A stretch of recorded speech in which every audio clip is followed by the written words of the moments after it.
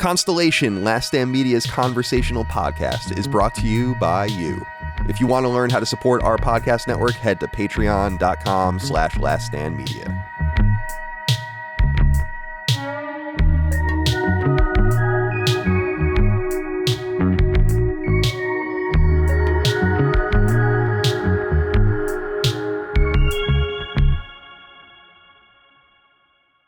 Greetings and salutations. Welcome back to Constellation, Last Stand Media's conversational podcast. My name is Colin Moriarty. We're doing things a little bit differently today.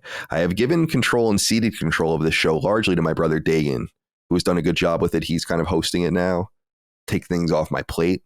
But I wanted to do different things with the show this year, and we already did one of those, which was the deeply political show. So many of you loved that.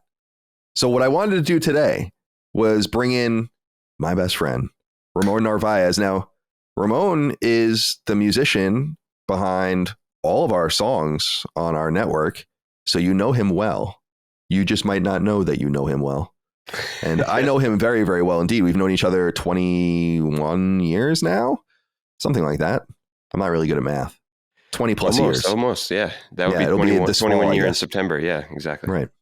And we met at Northeastern as freshmen, and we were merely freshmen. Wasn't there a song that, or was it were we only freshmen? The Verve Pipe. Yeah, right? I want to say it's maybe we were only freshmen. Yeah. Man, I forgot about the Verve Pipe. Yeah, well, everyone did. But it's good to have you here with me today. I wanted to just do a conversation with you today, Ramon. Welcome to the show. First of all, I wanted to do a conversation with you today about music and all of these kinds of things. So, and get into other things too, if there's time permitting, but I have, as usual, no real plan because you and I have, in my opinion, interesting conversations without need to prepare. So why not just record one of them? Yeah, no, I think that's a really great idea. I mean, I think over time, one of my favorite things to do is just kind of talk about music with you. You know, I feel like we go on a lot of tangents, and apologies ahead of time if that's what ends up happening. And, you know, but we definitely always kind of tend to bring it back around, and there's always a lot of references happening, and you know, it's definitely something we have a lot of fun doing. So I appreciate you having me on today, and maybe we can, you know, do the same. I like your Mets hat. I'm not a Mets fan, obviously, but I like your hat because it reminds me of the Yankee hat I wore in college. You have like the similar thing going on where the brim is starting to burst out a little bit. You know, yeah, that was the look. Remember that when that was the look? Our freshman dorm neighbor Rich had a Red Sox hat that was like quintessential, you know, fucked up in the front. I loved that. It's funny. It's like that was the look. Now it's just like, now this is just a look of being broke. I like it personally. I think it looks good. No, well, yeah, no, this is actually, it's one of those things where I, you know, a few years ago, I was like really obsessively cleaning my hats. Like I remember one time my buddy was just like, who cleans their hats? And I was like, dude, you don't clean your hats? And I looked at his hats, and it was like one of the grossest things I've ever seen. Yeah. But, you know, for a while, I definitely wasn't cleaning hats. But then I had like this like contraption that like would like go over the hat, and I would put it in the top rack of the dishwasher when I had a dishwasher. And then since moving to LA, I haven't had a dishwasher. And then just like over time, have been putting this in the regular wash. And that's what I would do too. That's what's been fucking up all the brims. Trying to get that, you know. And now you don't want that anymore, but that was what I used to want to do. I remember even rubbing it against like a brick wall, trying to get that to excel. Trying so hard to get that 03 styly. Yeah, totally. I remember the thing, the putting your hat in the dishwasher, and you get that at like Lids or like one of those stores. Yeah. And I always was like, that was a little weird to me even then. I'm like, you put the hat in the dishwasher? It worked great. I'm sure it did, but it's just like kept the form, you know? It's so interesting, you know? Yeah. It's like with your food particulates, you're going to get salmonella on your hat, you know? Damn. All right, my friend. Well, I'm wearing my Islander shorts tonight. The Islanders are playing tonight. Very important game. Oh, really? Are they still in contention? Somehow, some way, they are indeed still in contention. So the game I'm really interested in is the last game of the year is against the Penguins.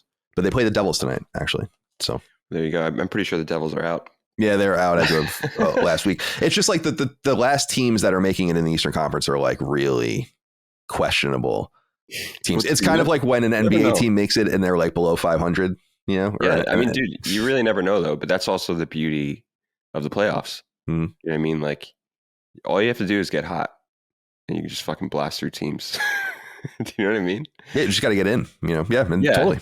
But And especially in the NHL, good teams lose to the worst teams all the time in the playoffs, all the time.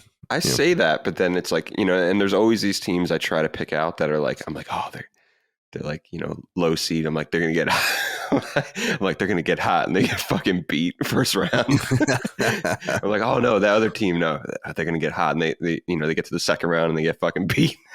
So it's like, I want to say maybe that happened to the Panthers recently. Like, I think they were kind of a lower seed. Definitely lower than Bruins last year. Last year they were like lower than the Hurricanes. They were lower than the Devils, and then they made it to the fucking finals. And then, you know, got beat by the fictional team, the Golden Knights. Yeah, dude, we're gonna get more of them. You see that the Coyotes are gonna move to Utah. Yeah. So now we have to deal with this other new fictional hockey team. Yeah. Ramon and Micah makes you. Yeah, I'm going. Oh, sorry. What were you gonna say? Oh no, I was just gonna say you love that text the other day when you told me about that, and I was like, immediately, like, basketball quote was pouring out of me, and it's like, the New Orleans Jazz moved to Utah where they do not allow music. It's like one of the funniest things in that movie. That movie rules. I was gonna say, Micah gets really mad at me and like rolls her eyes, but I'm like, you have to understand that from my perspective, and I think Ramon agrees with me. I'm like, there are just certain teams in the NHL that are not real teams. Even like, they're just, most of them are in the Western Conference, and they're just not real hockey teams. And it takes a long time for them to become real. Like, I feel like the Lightning only became a real team in the last 5 years in my mind, even though they won like 2 Stanley Cups before that. It's like, that's true. And it's the same with the Golden Knights. Like the Golden Knights, that's not I even get less excited when the Islanders play one of those teams and I watch it. I'm like, this feels like I'm watching like some NHL 94 fictional tournament game, you know? Well, dude, it's interesting that you say that because, lately, I've tried to be a little bit more lenient with this thinking. So, like, the Golden Knights definitely still, even as I just called them a fictional team. I mean, they've been pretty fucking awesome since they, you know, right out of the gate. But like, what's weird is that I think once they start becoming a little bit better, that's when I start viewing them as a real team. And then like I start looking at the logo a little bit more. I'm like, oh yeah, I guess so. I can see it. But then it's funny because then we talk about this shit, and then there's that, you know, I think we reference this all the time, where it's this, there was always that one time when the Panthers made the playoffs, like first time, you know, and they played the Avalanche, which was also the, you know, same deal essentially. 96, I think. Yeah, I was going to say that, but you know, nowadays I think the one I was really trying to be a little bit more understanding of was the Kraken, because I remember at first we were like shitting on the Kraken. And then the last couple of years, I've been watching the playoffs, and like I kind of see like it seems like they have like somewhat of like a classic look to them to some degree. Like, you know, people are not fucking around trying to, you know, make like the Coyotes when they first came out, you know, like or like the Lightnings, you know, cartoonish, you know, Comic Sans, whatever they got going on in their logo. There was just something about the Kraken where I'm like, oh yeah, like. Maybe someone's listening to you and I, and they're like, we can't be fucking around trying to make these teams look like, you know, MLB expansion teams. Yeah, or arena football teams. You know, that's the whole. I was, because she just rolls my eyes when I say this. We were watching the Bruins. Oh no, it was the Islanders and Canadians, or the Bruins and the Canadians the other night. And I was like, look at the Canadian sweaters. Like, look how good those look. Like, just look at them. Look at them. You know, I was like screaming at her. You know, and she's like, I see them. Like, just compare that to, you know, even the Rangers. When I was watching the Rangers play, I was like, look, those are classic jerseys, you know? And it's like, it's so strange. And then you see the I don't know, it was like the Atlanta Thrashers back in the day. I'm like, this isn't a real team. Yeah. And then eventually a couple years in, they're like, nah, they're going. Yeah. And now the Winnipeg Jets feel like a real team, you know? Yeah.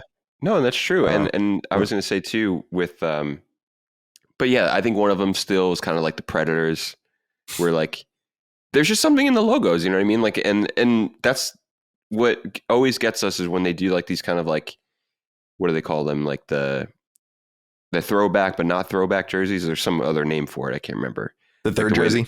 Yeah. But there's like it's like a midway point or something. I forget exactly the name they call it. But Heritage, is that what it is? That what it Yeah, is? maybe that's Yeah. what it is.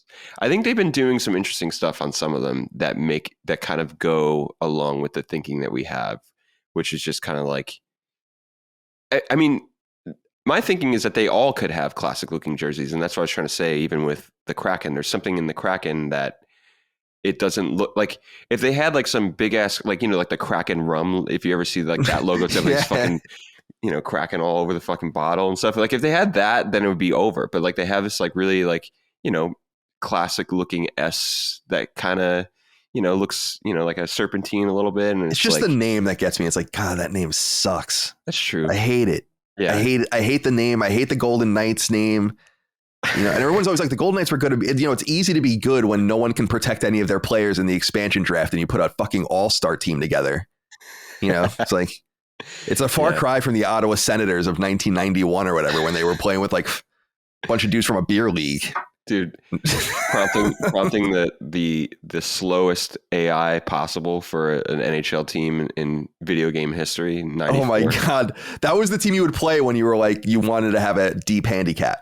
Yeah, it's fucked up. I mean, and I'm sure that it's, apologies to the people that have heard me on the show, and this has probably come up so many times. And we did that, back in the day when we did that tournament on YouTube.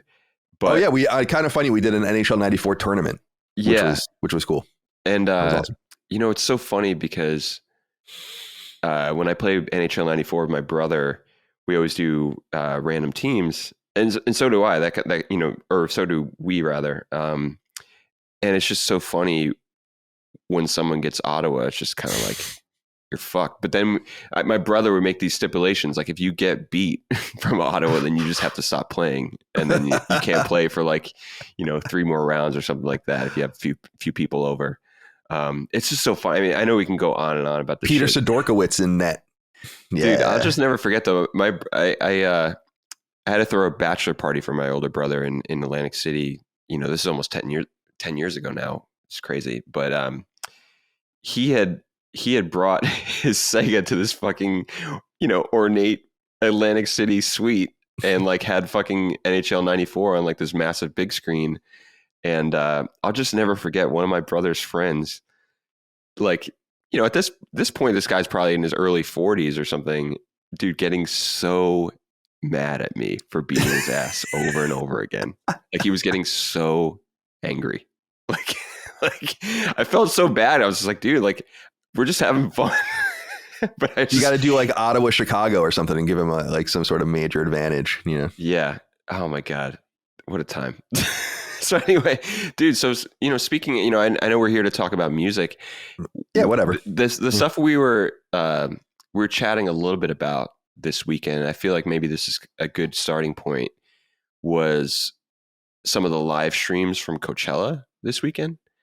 And, at this point with Coachella, I've kind of, in the back of my mind, I'm like, I probably won't ever go there unless maybe I'm playing there or something. Not to sound so grandiose there, but I mean in that I know a lot of people that have played it. I have, friends that manage bands, and everything they say about it is just everything you think about. It's just a fucking nightmare, heading into the desert. Just so many bands, so many just crews and gear and everything. And what's become this what feels like a festival of influencers too. There's just it feels like there's a lot of people there just to be there. And you do have your some of your diehard music fans out there too, so I don't want to discredit. And at the same time, this weekend though, when I was live streaming, I definitely had those moments where I was like, oh man, it'd be crazy to be there, but only for certain things that I was streaming. So one of my favorite bands since listening to Park Life has been Blur.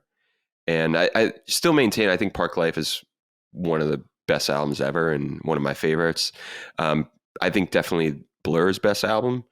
And it's definitely one of those things where I kind of forget that it's such a uniquely British album, to the where that doesn't necessarily translate over here somehow. you know, in my mind, it's like I still think Blur is one of the biggest bands in the world, which they kind of are. Like they played Wembley Stadium last year. They played like huge places in Europe. And even so, when they came here, in I think it was last week. They had this show in Pomona at like a mid-sized theater, and I tried getting tickets to it about a month or so ago, and it was just definitely one of those moments where realized just like how impossible it is to get tickets nowadays, and that's kind of another story. But in my mind, I'm like thinking, oh yeah, everyone going to Coachella, they must be there for Blur. You know, they're one of the headliners, and it's just, you know, it's going to be awesome. And the one thing is, I noticed in streaming, it was like this massive crowd. Blur, by the way, sounded amazing, and they had a pretty decent set. Like they didn't do too many deep cuts or anything, but really sounded amazing. But you can just feel the lack of energy in the crowd, in that it almost felt like no one was there to see them. Like they were doing a lot of like callbacks, like, you know, the song Girls and Boys. Yeah, You know, I saw that footage actually. That's what I was going to say. Is I saw the footage specifically of that going around where he looks so dejected. yeah, dude. And that's so funny. There's footage going around because I remember I was saying that like as it was happening, and he's doing like the callback when they're like and he's like giving to the crowd, and people are just like and he keeps doing it, and at some point he says something like, he was like, last time, he's like, you're never gonna see us ever fucking, he's like, you're never gonna fucking see us again, might as well sing it or something like that, which I thought was so That's dope. like inherently like fuck you. But I felt there was just something about it where I was just like, damn, like I it was just, it's not, you can't even say it's like a poor booking, you know, because it's like when they're hyping up the stages for Coachella, like that's the other thing too. I feel like at this point with Coachella, it's always about when they announce the lineups, and it's like, you know, you kind of go deep into the list and you see like who's in bold and everything. And I always love seeing that. I always love seeing like what the hierarchy is of the bands and how few of them I even know who they are at this point. Like, yeah, I know. And that's the thing. And then surprisingly, then there are just so many other acts, even like not even in a sense of like, this is some, you know, obscure indie shit. It's just something where you're like, I don't even know what the fuck that is at all. And there's like literally hundreds of them like that. And that's what I mean. I don't mean it even from this like, you know, music nerd sense or anything. There's definitely these names where you're just like, what universe are these bands existing in? Or, you know, acts, whatever you want to say. I think of that same thing. It's so funny. You think that too, where I'm like, it's like that Kimmel. Remember that Kimmel? I think it was Kimmel's skit where he would go to Coachella or like these music festivals and ask them if they've seen these different bands, but just make the bands up. And like what they think of the band, and the people like go crazy about it. It's like, I feel like that's everyone like, I'm so glad you brought this up because I fucking just hate festivals. I've always hated them because they're just incoherent. It's like, what am I doing here? So I can see, the only one I would ever go to is Outside Lands because it was like in my fucking backyard. Yeah. Like literally, I lived on Golden Gate Park, as Ramon remembers, and it was like, so you just like walk into the park and be there. So I'd be like, all right, I'll go to this. But it's like, oh, I see fucking Steve Winwood rocking out, and then I go and I watch Cake or whatever, and I'm like, this is pretty cool, but how many people are here? Like, what's the nexus of person that connects to all these bands? And then as it gets bigger and bigger and bigger, when I look at these Coachella things, I'm like, I like music. I'm definitely not into current music at all, so I don't pretend to, but I look at these things and I'm like, who the fuck are these bands? And it's exactly what you said. I love, we're two peas in a pod because it's so funny because I've thought about it too. I'm like, you're telling me these bands make livings? Like all of them? Yeah. And because that's awesome. Them. It's cool, but that's just so surprising to me to hear. Yeah. You know? And that's the thing. What I was going to say too, with the Blur set, you do realize that, you know, it was the same stage. So this is the thing. Like this is probably the first time where I was like, oh man, they have all these bands back to back to back in a way. Like, I mean, they alternate on certain stages, but on the same stage back to back, it was Sublime with Brad Noel's son. Then it was Blur. Then it was No Doubt. Then it was Tyler, the Creator, which I skipped, but I realized that in past, like Tyler Creator definitely does some really cool experimental rap and does a lot of really cool. I don't know what universe No Doubt's opening for him, but that's cool. Well, yeah, but that's the thing. So I was going to say that. So like, for instance, you could feel that across the board because it's, the way it's set up, it's general mission. So you have people that were probably waiting for Tyler the Creator since the afternoon in front, that kind of thing.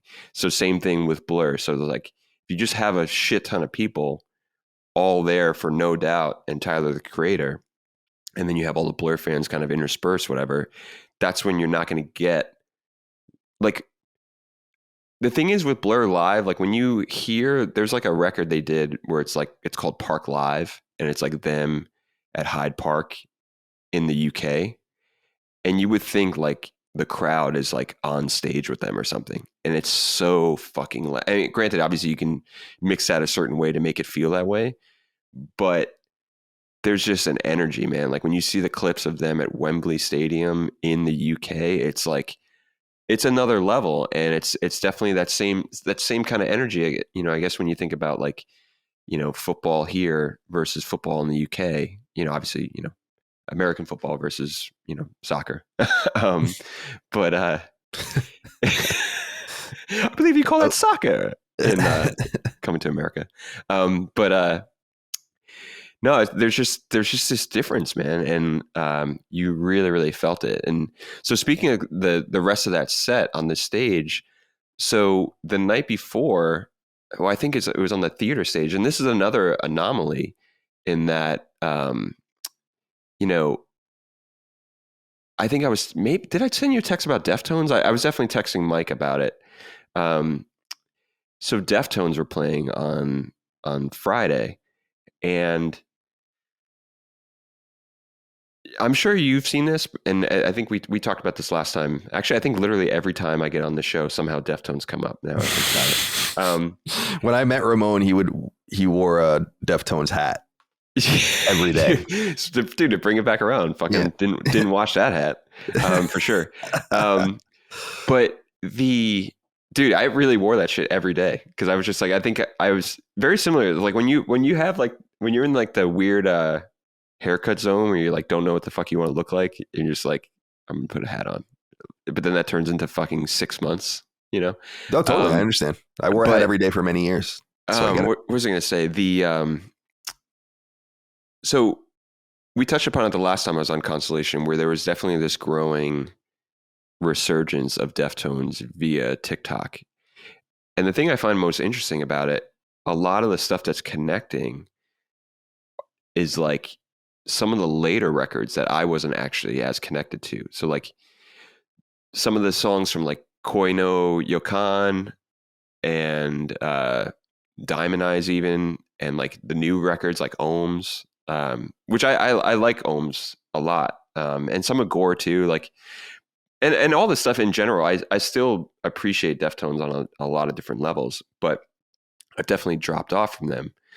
But it's so interesting now that all the dots are connecting for this younger generation, and which in turn turns into Deftones playing a pretty decent time at Coachella on Friday, in front of a pretty large crowd. And I just had that feeling where I was just, texting Mike about it. I'm like, is this real life? Is this 2024? And I also feel like right now they're digging into the connecting point between like some of like the gothier and kind of new wave and dark wave stuff that they kind of came up on too. Like they did a cover of Smith's Please, Please, Please, like right before I saw that. to Be Quiet and Drive. So there's just definitely I think there's a new era for them somehow. And, I was talking about it with a good friend of mine where it's just like, they're working on this new record, and he was just trying to say, he's like, I really think this is like where like they should totally capitalize in a real way, like make a great record. You know what I mean? That connects all these dots, that will bring old fans back, and they're working with Terry Date, who did all the early stuff, like in my mind, the classics, like Around the Fur and White Pony. I forget where he dropped off. I think he stopped at like Saturday Night Wrist or something like that. Yeah, I was gonna say I only know like Adrenaline, like White Pony, the self-titled, and Around the Fur. I don't think I barely know the self-titled one really at all, like the Skull one. And that's the thing. I mean, like those records are awesome, and they're all very different in a way from each other. But I kind of dropped off around like Saturday Night Wrist, and like that was probably the last time.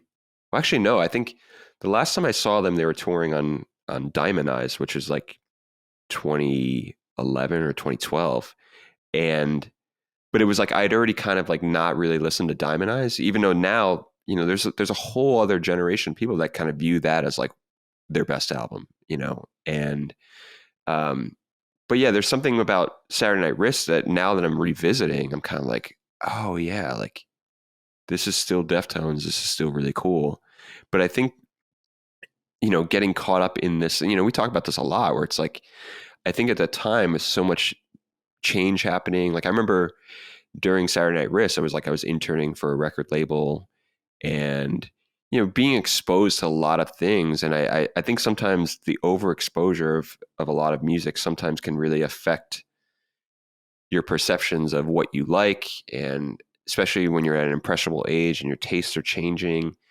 So it makes these things kind of fall by the wayside where it's like, say if Saturday Night Wrist came out when I was 14, I probably would have played it to death because, even at that time, all we had was, the new CD that you got at the time, and it's like, it wasn't this time when that was kind of the time when like everything was starting to become available. Like I'll never forget hearing the song Hole in the Earth from that record, like as like a MySpace preview, like before it came out, and it was like months before or something like that.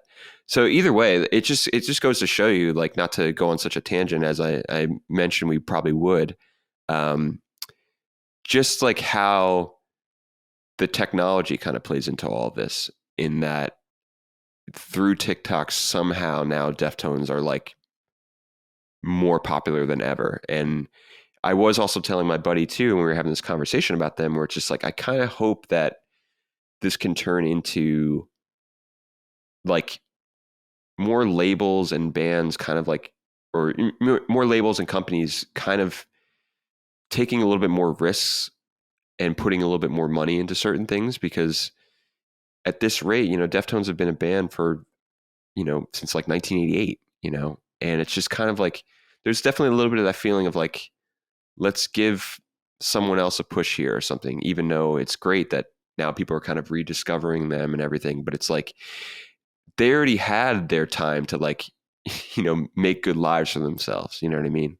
And, they're only going to keep benefiting more and more from the billions of streams that they're going to get. And it creates this kind of like total like class divide to some degree in the way things are pushed out and the way things are promoted. And, it's a bigger conversation too, in that media has a big part in this, in kind of determining like, trying to at least determine in a lot of ways, like what's cool, what's not cool, because for a very long time, I would say Deftones were not considered cool, but it's like, it also is very much like, well, it depends on who you're talking to. And that goes to everything here, and that like music is subjective and all art is subjective in a lot of ways. It's funny, dude. Like when my sister, shout out to my sister Allie, because she had like, you were bringing up Park Life earlier by Blur, and then also Deftones. Like she was really into that Blur record in the mid 90s, before like Blur became like Song 2 and all of that kind of stuff in the West. And that's how I discovered them. And then I actually really loved like that. What was that next record? It was like 13 or something like that. 13. Yeah. Yeah. With Coffee and TV on it. I like that record too, but she was on ground floor with these things. And I remember listening to, and she was really eclectic like me too. I give her a shout out, because she's a lot of music I like is because of her. And I remember thinking even about the Deftones, like I was listening to My Own Summer or whatever came up on my playlist a few days ago, and I'm like, this song is so hard. Like, Yeah. it's and so restrained too. Like, I love how it just built. Like, Deftones are masters at just building and that sludginess of the tone and all of that. But I remember even thinking at the time, like when I was in middle school, I'm like, this is really hard for something more mainstream. Like, I'm almost still surprised that they ever had a moment, because it's like, wow, it's like Slipknot or something where things just like, for whatever reason, aesthetically, or if you're selling out or whatever, or you're just a little bit more accessible than the next. It's like, wow, this bleeds into something that's a little more hard than you would expect the major audience to enjoy. So that's what I've always, thought about with them. Yeah, no. And particularly with My Own Summer, I remember that was the first song I ever heard by them. There was like back in the day, there was a thing called CMJ, which is called College Monthly Journal. And it was like, they used to do these festivals in New York. And essentially it was like almost like the way it was a publication that was almost like Billboard in a way, but specifically for college radio. And every now and then they would put these like sampler CDs in with their magazines, very similar to like almost like how like, PSM used to like include like little demos or something like that. And I only say that because that was probably the exact same time that I was getting those magazines too. But they had a sampler, and like the first track on it was My Own Summer, and it was like, Around the Fur had just come out. And I remember being like, oh man, like this is like, because now I think about it, technically the first Deftones tune I heard was Teething, and it's like, it's on the Crow City of Angels soundtrack. But that's definitely a little bit more like sludgy, a little bit more like kind of like rap rock, kind of almost like new metal in a way. It's still a fucking really cool tune, but it like somehow it didn't click in that same way. Because when I was listening to the Crow City of Angels soundtrack, it was like I was listening to the whole song, and like PJ Harvey's on there, and I think I want to say like there's like a Rob Zombie tune. There's a bunch of shit on there, but I wasn't like paying attention in that same way. And then when I heard My Own Summer, it like blew the gates open to some degree, and immediately got Around the Fur. And then I saw them that summer at the Warped Tour 98, and it was like one of the most raucous things I ever seen. I was like 12. You know what I mean?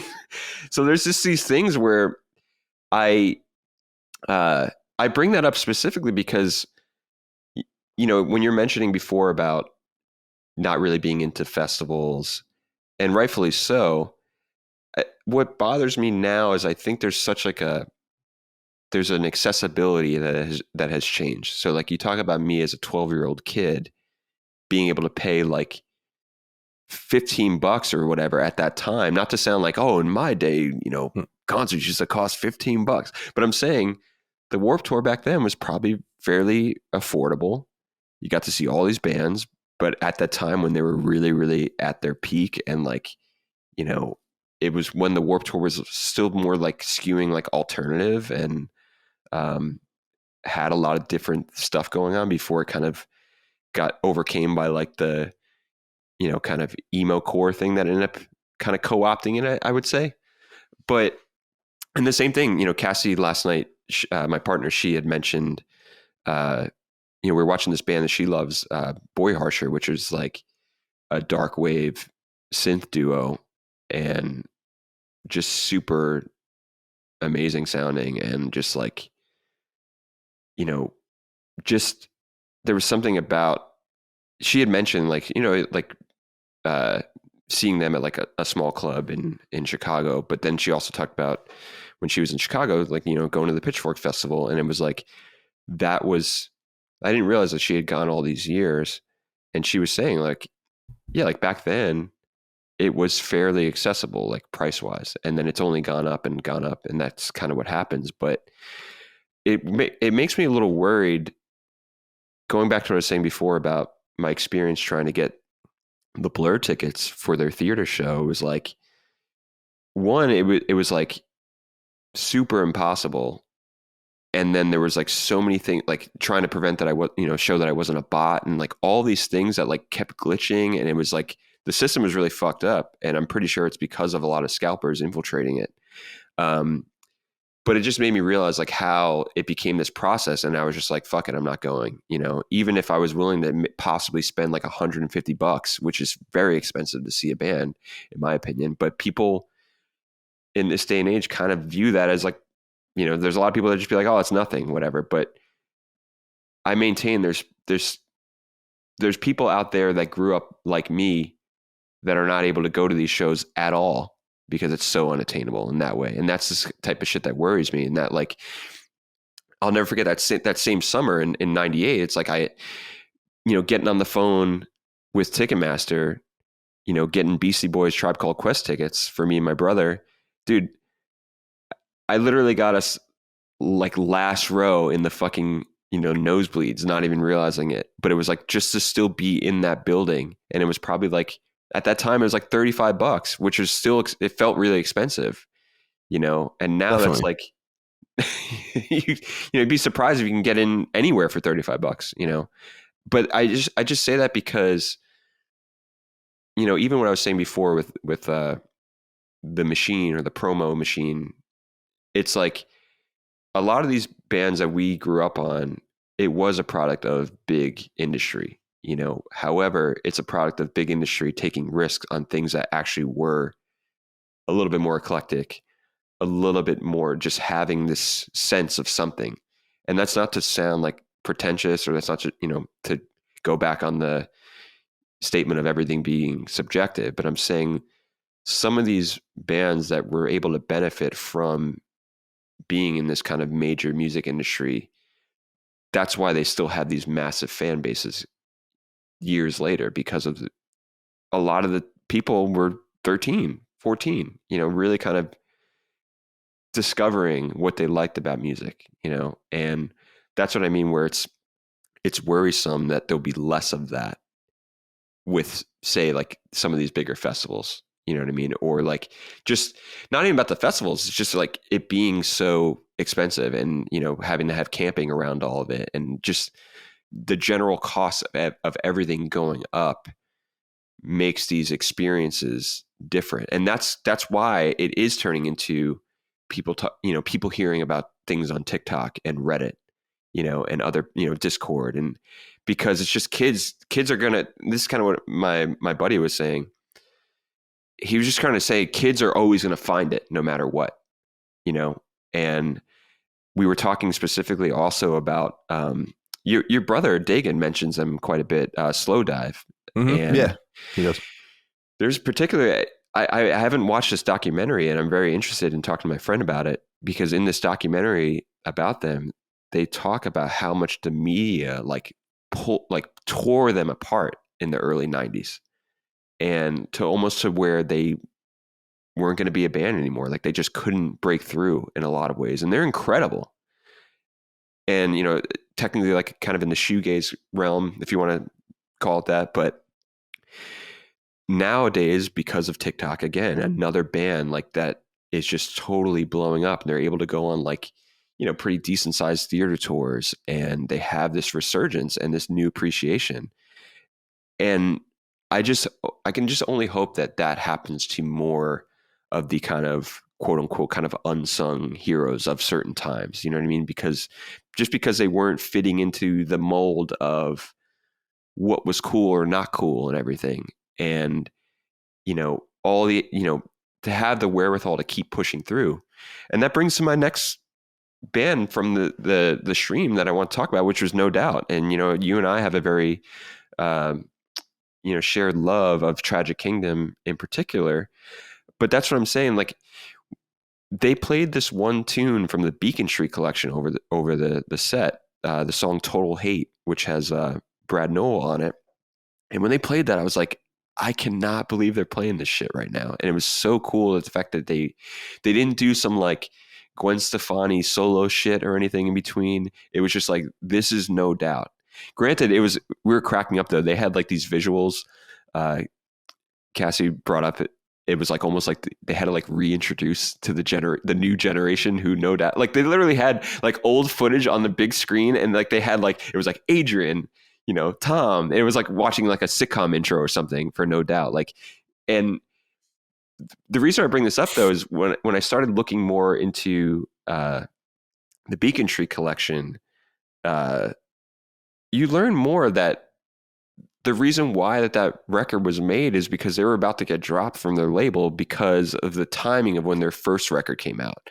And it's like 92. And it's like, you got to think about what was happening in 1992, with grunge and the major label music industry, like kind of having to jump on everything that was like that. Same thing with 311 too. When, music came out in 93, it's like these bands that were doing something else, but like somehow were kind of falling through the cracks, but thankfully they had the wherewithal to kind of keep going on small tours and just kind of building an audience. And the Beacon Tree collection is like them just being like, we're going to make a record ourselves. And thankfully, because they did that, that's why Tragic Kingdom was able to be made, because they were just basically like, we sold all these records on our own. Can you please finance a real record now again? And that's why they had Tragic Kingdom. And it's like, that shit sold 16 million copies. And like, album is, it's almost like the rest. Oh, sorry. So good. Yeah. No, it's all good. I was just saying that album is just incredible. Yeah, it's just almost like the rest is history with that. And that's what I mean. There was, when we were watching this, granted, it's like, everyone's definitely a little older now, but they sounded like as tight as ever, man. It was just, I was really having this feeling of like, man, I would totally love to be there. And, I meant to text you this too. I know we kind of talk about Return of Saturn as almost like this like kind of failure thing, but I realized, dude, they had some banger singles on that. Mm-hmm. Like Bathwater, which I totally forgot. You had Ex-Girlfriend, New from that movie Go or whatever. Right. And then Underneath It All, I think, is also on that. It was just it was Simple Kind of Life is right, Underneath It All is from Rocksteady. It was just, I remember it felt like, when you think about it, it's like it was 4 years. It wasn't like that long of a wait, but it just felt like such a long wait for another record. And I remember being initially really disappointed in it when I got it. I was like, I wasn't feeling it, but over time I have come around to it. On my drum playlist, like the songs that I played drums to, Ex-Girlfriend's on that song, on that list, because I do love playing that song, because it's a lot of cool fills and starting and stopping. It was funny seeing him, Adrian, looking the same, like wearing his weird costume or his like weird stage makeup and stuff like that, which is, I love him. Like he's real. I would say he's maybe the reason that the first drummer that I really gleamed onto when I was a kid, like where it's like, I kind of played drums in part because I really loved you, so it's in that record, And it's funny how you say that too, as regards to Adrian. I didn't have that same feeling about Tony Kanal when I was a kid, primarily because I wasn't so focused on the bass back then. I was still kind of getting my gears with the guitar, and it took me a long time to like finally get to the place where I'm like, I consider myself a bass player, maybe just as much as I am a guitar player. But there was just like, in watching him, I was just like, man, this dude is so tight. And they played different people, which I was like so pumped on. Like apparently they hadn't played in 15 years. That's awesome. And that has like the best bass line on the record. And dude's just like so effortless. Dude, he's got a Ghost in the Machine police shirt on. There was just so many things happening where I was just like, this is just, I kind of went into it just like not really expecting anything and kind of almost expecting the worst. Like it was just going to be this like, Gwen Stefani, who married Blake Shelton and, The Voice, Gwen Stefani, and like her solo shit or something. And it's like you almost know that they had thought about that and they were like, no, we're going to be No Doubt for real. And they just blew all that shit out of the water. And like, dude, they did the band did, which I didn't know was a cover of a cover. That song One Step Beyond. It's like it's from Madness, but it's like originally from Prince Buster. It's like that song that's like completely instrumental, and it's like it's like One Step Beyond. It was amazing. I still have to watch the set, because the link you sent me of the No Doubt set, like they should. I mean, I would do the same thing. Coachella has all the fuckery with their live streams where like there's, they halt them and then they cut them up and all of that and re-upload them. So I still haven't seen it. You might not be able to, because I think they might scrap a lot of it. but the good thing is they're doing it again next weekend. So I mean, they're going to do another set. It might be slightly different, but it's going to be the same time on Saturday. What I'm actually hoping. So one of the things that I was in going to in watching the Sublime set with Brad Nowell's son, which by the way was like super uncanny. Like, dude sounded like exactly like his father. They sent that Rome guy packing. Well, yeah. Dude, it's so funny. Actually, speaking of on Reddit, I saw someone talking about the Blur set, and they were like, basically, they're like, yeah, we had to sit through Sublime with Rome, and I just wanted to like chime in and be like, dude, it is not Sublime with Rome. This is his son. But dude, it's to the point where some of these songs I got goosebumps, man. It was like, Bad Fish, like just some of these inflection points of this dude sounding like his father was just like really just blew me away. And also, speaking of drums and Adrian Young, like I didn't also realize like how integral to that sound was Bud, the drummer, like just sounding so exactly like the record, but like really coming through, and you see like how unique in his pocket and style.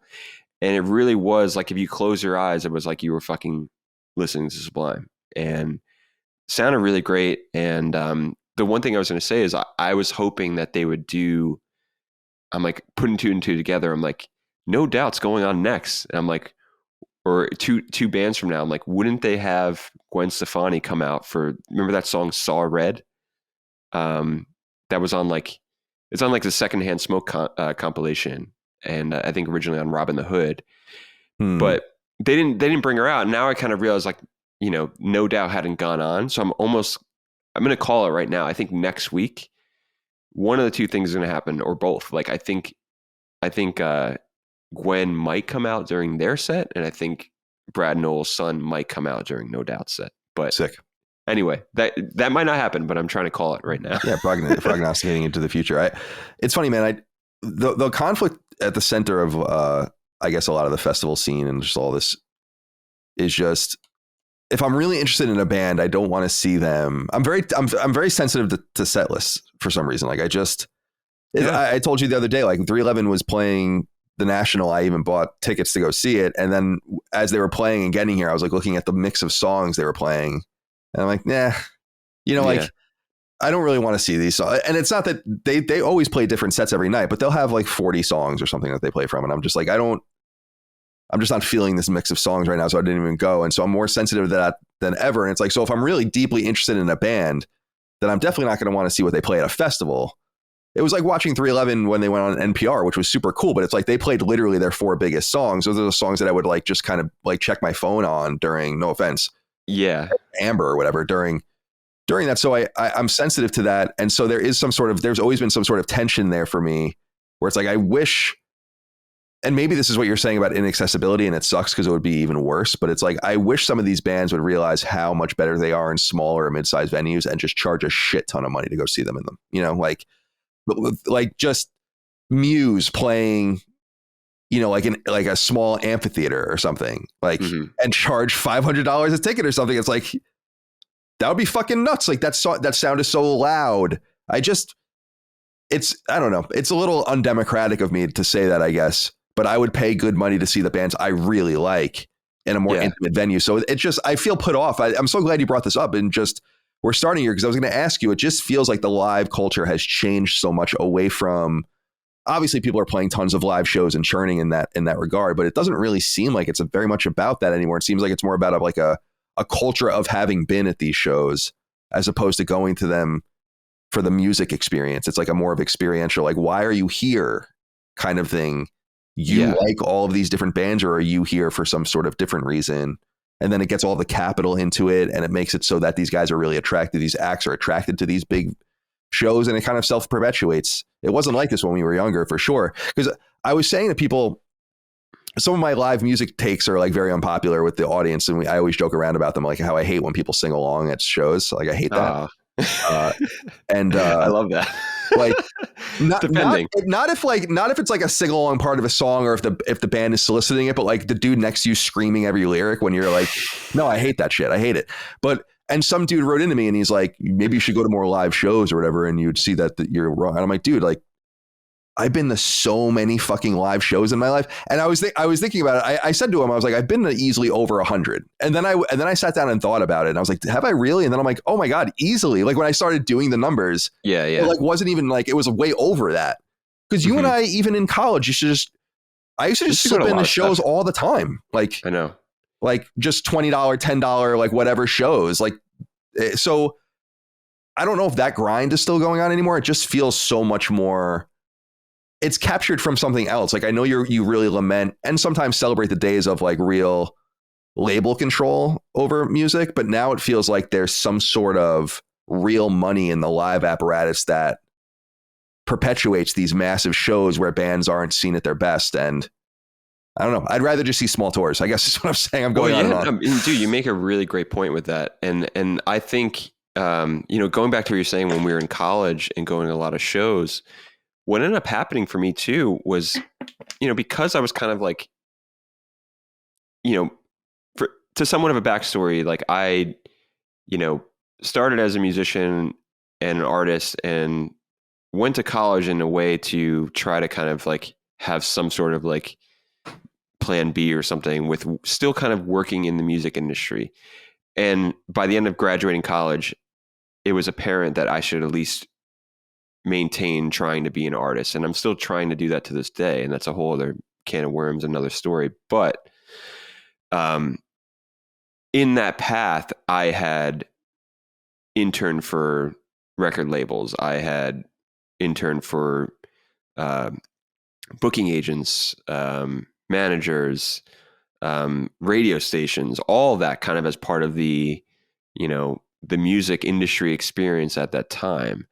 And another side of that too, another conversation, I think I really believe that if the music industry stopped actually having these unpaid internships, they actually might start getting people involved that bring actually something to the different to the table, because it's not completely based on where you go to college or not, and that's a whole other story. But I say this because that turned into me having access to a lot of shows in ways that I probably wouldn't normally. But with that, I didn't even realize, like, this is more so like post-college, I would say. So like my bandmate Dylan, his father had a concert security company and did a lot of venues in the New York area. And it turned into, actually even before that, like I worked concert security in Boston area. So like I was able to go to a lot of shows around that time too. And when we lived in Brooklyn, it's like we were going to every show at Terminal 5 that we wanted to, every show at the Music Hall Williamsburg,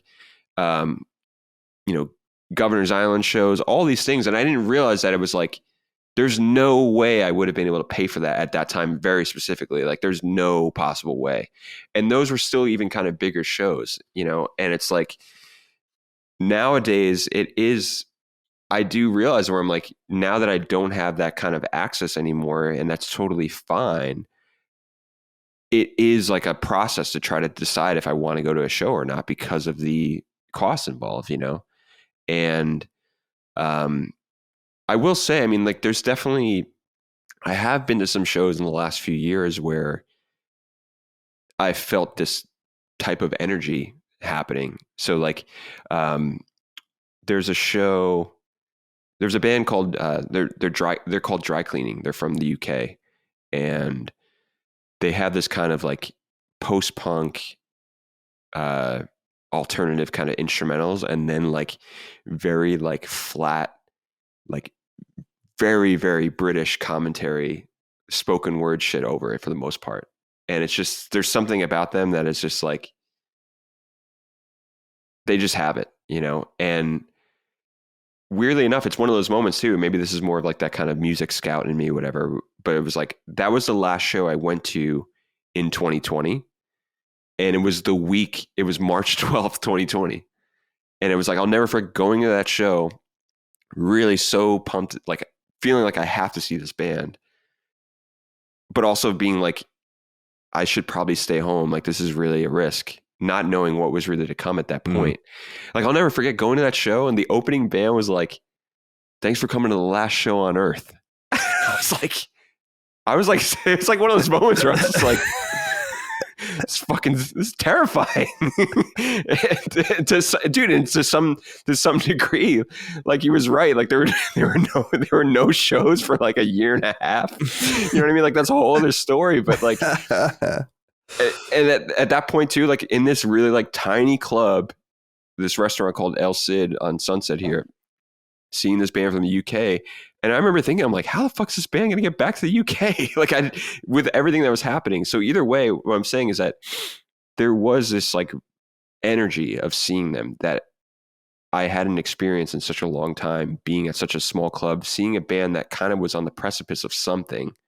And sure enough, dude, they end up signing to 4AD, and they're like a fairly bigger band now, and they do pretty well. But that took a little while, but like, that was the last show. And then I probably hadn't seen anything for a good like 2.5 years. And then even so, like I saw Bill Callahan on last fall, like 2022. And then, which was amazing. If anyone's a Bill Callahan fan out there, if not, I highly recommend him. But it was definitely this weird feeling still. Like, it was at a small club called the Lodge Room out in Highland Park here. But I was like definitely one of the only few people probably still wearing a mask. I was definitely still kind of on guard, and there was just definitely some sort of different feel about everything. And it's hard for me because, I do live with someone that's immunocompromised. So I've had to take COVID a lot more serious than most in some regards. And there is this kind of feeling now where I'm like, I don't know if it's crowds anymore, or I don't know what is happening. Something has happened in the last few years where it's like, I do have to be like very picky and choosy with some of the stuff.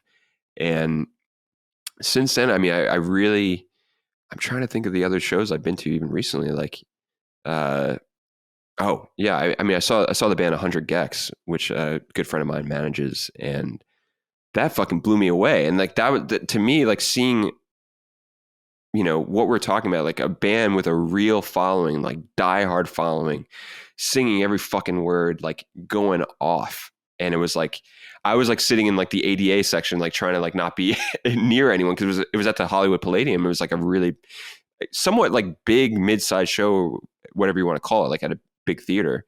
But like, they blew me away, and was definitely like almost like they like just changed the way I thought about music in so many ways. So like, I think, not to go on such a tangent here, it's just like, I think there's still at a core level people willing to kind of seek the shit out and find the shit that we're talking about that makes you get excited on it. But, here I am saying this about this 100 Gecs show, but it's like, I got into that show, you know what I mean? And it's like, it probably was expensive. And I really hope that like people, like something changes in the way that Ticketmaster fees are, in the way there's certain funding for tours to be able to try to reduce costs somehow for certain acts. Because what I saw at that 100 Gecs show was just kind of like, everyone should see this, and everyone should, at least, not only that, if it's whatever music you like, you should be able to experience this and have these very visceral experiences. So not to go so against what you're saying when you hate people, singing and stuff. However, I think you can agree to this. It is helpful if you really do have like a handle on the band you're seeing's material. It does make it that much more fun in some way, knowing the songs. Oh, definitely. Definitely. Really having like a passion for the stuff that's getting played. And very similar, I was going to say before, with when you did mention 311 on NPR, those songs that you do, you go to the bathroom for, you text on, it was, what were they? It was Beautiful Disaster, Down, All Mixed Up, Amber, right? Mm-hmm. To bring this all back around, I was texting my buddy from high school, Mike, who he's a drummer, and similarly to what we were saying about Adrian Young and Bud from Sublime as well, what I meant to ask you about was, did you notice the difference in Chad's snare on the NPR? Yeah, well, he wasn't playing with sticks. What are those things called when they the bundles together? I don't even remember what. I think I just call them bundles. Bundles. Yeah, I don't even know what they're called. I had my friend Bryce gave me my first drum pad and gave me, because he had an extra one, and gave me those at some point along the way. He's actually one of the reasons I played drums, because he had a drum kit, and that's why I started playing with him. And with all these different records, 311 is funny to me because I cannot, with rare exception, I play Crack the Code in a few different songs, but Chad is so tight to me, and so technical. It doesn't bother me when people don't like 311. I don't give a fuck about that. When people say the drumming isn't hard, or the drumming isn't, it's like, dude, are you crazy? The drumming is so tight. It's almost objective, the best part of the music, and I don't even dare try to play it. But I just noticed that about his snare, that it was not being, he was playing softly, and he was playing traditionally, with a traditional grip. Yeah. So two things based on what you just said. Yeah. You do need to give yourself more credit, because when I was in your office space right there, and we played Use of Time, right? You just know that song, and you were able to just play it all the way through, and we had a really great time playing it. But I will also say too, you play with so much more emotion and feel. You'd be surprised. I know Chad's very technical and all this shit, and he has these crazy solos and stuff. But what I have noticed as time has gone on, I don't like watching Chad play drums. It's a very kind of stiff thing where you're almost kind of how does this person have a pocket? You know what I mean? Yeah, it seems like he's really focusing or something. I'm surprised he doesn't move around more too, just to help keep rhythm, which is why I move. Yeah, I feel it helps me, jumping or bouncing or whatever. It helps me count. But that's what I mean. But that comes from you knowing the song. You know what I mean? The song in and out. So that's what I mean. I think you could, to give yourself more credit, I'm pretty sure you can sit through some of those first 5 records, which we always talk about, those are the sweet spot on 311 records. Being that you know them inside and out, now that you have more of a kind of a warmed up feel on drums, it seems like you play it quite a bit. Yeah. And, they're right there, right behind you. Yeah. And, I'd be surprised that you couldn't blast through some of those songs because you know them. You know what I mean? Obviously, yes, certain things whatever technicality things, but you could at least go through those songs, I would say. So what I was going to also say though, that thing about the NPR thing was, it was classic Chad sounding snare, piccolo high as fuck. And that's the one thing where I was saying before about the Sublime drummer. There's something in the sound. So when you watch 311 now, or over the last 15 years, he's, granted, people got to progress. People are still living their lives. They got to change up sound. They got to keep things fresh however they need to. Chad's definitely changed his snare, and it's more of an open sounding, which I tend to prefer for the most part.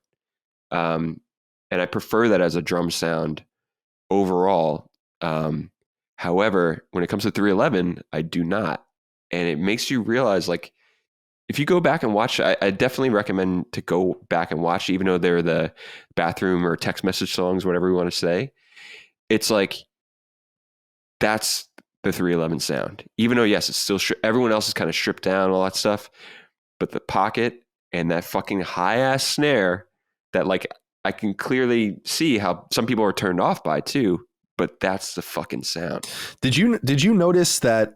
It's funny, man, because first of all, it's funny you say that, because the top comment when I went and watched it was the snare of my childhood or something like that, the snare sound of my childhood. There you go. But the other was Um, it's so funny because it did sound really tight, and I did enjoy watching it just for what it was, especially because I was saying this to Mike. I was like, with Amber, for instance, I'm like, I never listened to this song, like never. So like that was me sitting, and I'm like, this is a great song. I remember thinking that was a great song before it became a single too. Oh yeah, I was like, oh, this is a dope ass song. And then I think it was, the third single or whatever from that record, or second. But I don't know. What I was gonna say anyway was, what I pulled away from it was, it seemed like this performance got some cultural play. Like, people were talking about it for a moment and paying attention to it and being like, oh, 311. And then some people were making fun of it, obviously, but some people, because like a song like Down comes off a little weird when it's not being played at the proper hardness and the proper, but it was interesting because I was like, oh, like it felt like a real moment for them. I bet you for them it felt very affirming in some sense. So. Yeah. And that goes to, the underlying of some of what we're talking about too, where everything's subjective, and I think it just took me a very long time to realize that, you know what I mean? Like, because in many, many, many circles, and I'm sure even in, your audience here listening, hopefully you haven't turned us off because we're talking about 311 here, but there's, sorry. We have entered 311 hour. No, I'm kidding. Colin and I always, we get in these 311 tangents. We call it 311 hour. Yeah. But because we can't, we'll never not do it. So I'm just going to let you guys know, hopefully, maybe it turns you on to some of the deeper cuts that, Colin and I know and love. But that's the thing. Like, there is something about, NPR recognizes 311, or the musical director there at least recognizes that, because you have, and Tiny Desk is a thing. It's like a hip thing, I guess you want to say. And it is this kind of like, oh yeah, people, that's the thing, dude. I'm telling you, the more I see it, shit like this play out, there are closeted 311 fans out there. I will say there's no way they're not. And and I don't want to sound like so ridiculous in saying that, but I just mean it in that, like, I know what that's like in some way. Like, there's just, it's coupled with, like, I think me just really also not liking a lot of their shit in the last 15 years too. And that's one side of that. But like, especially the way people now talk about the 90s, like, it's this, yes, the 90s were really cool in a lot of ways. The 90s also sucked for a lot of people. You know what I mean? So that's the thing. Like, everyone's a, dream of the 90s, a dream of the 90s. Yeah, it's alive in Portland. Yeah. So, no, that's the thing. Like, everyone wants to romanticize it. That's another thing, to bring it back to Blur's set. Before he played Girls and Boys, Damon Albarn was like, we wrote this song in the 90s. He was like, we were there. It was just like, he was basically just like shitting on the audience.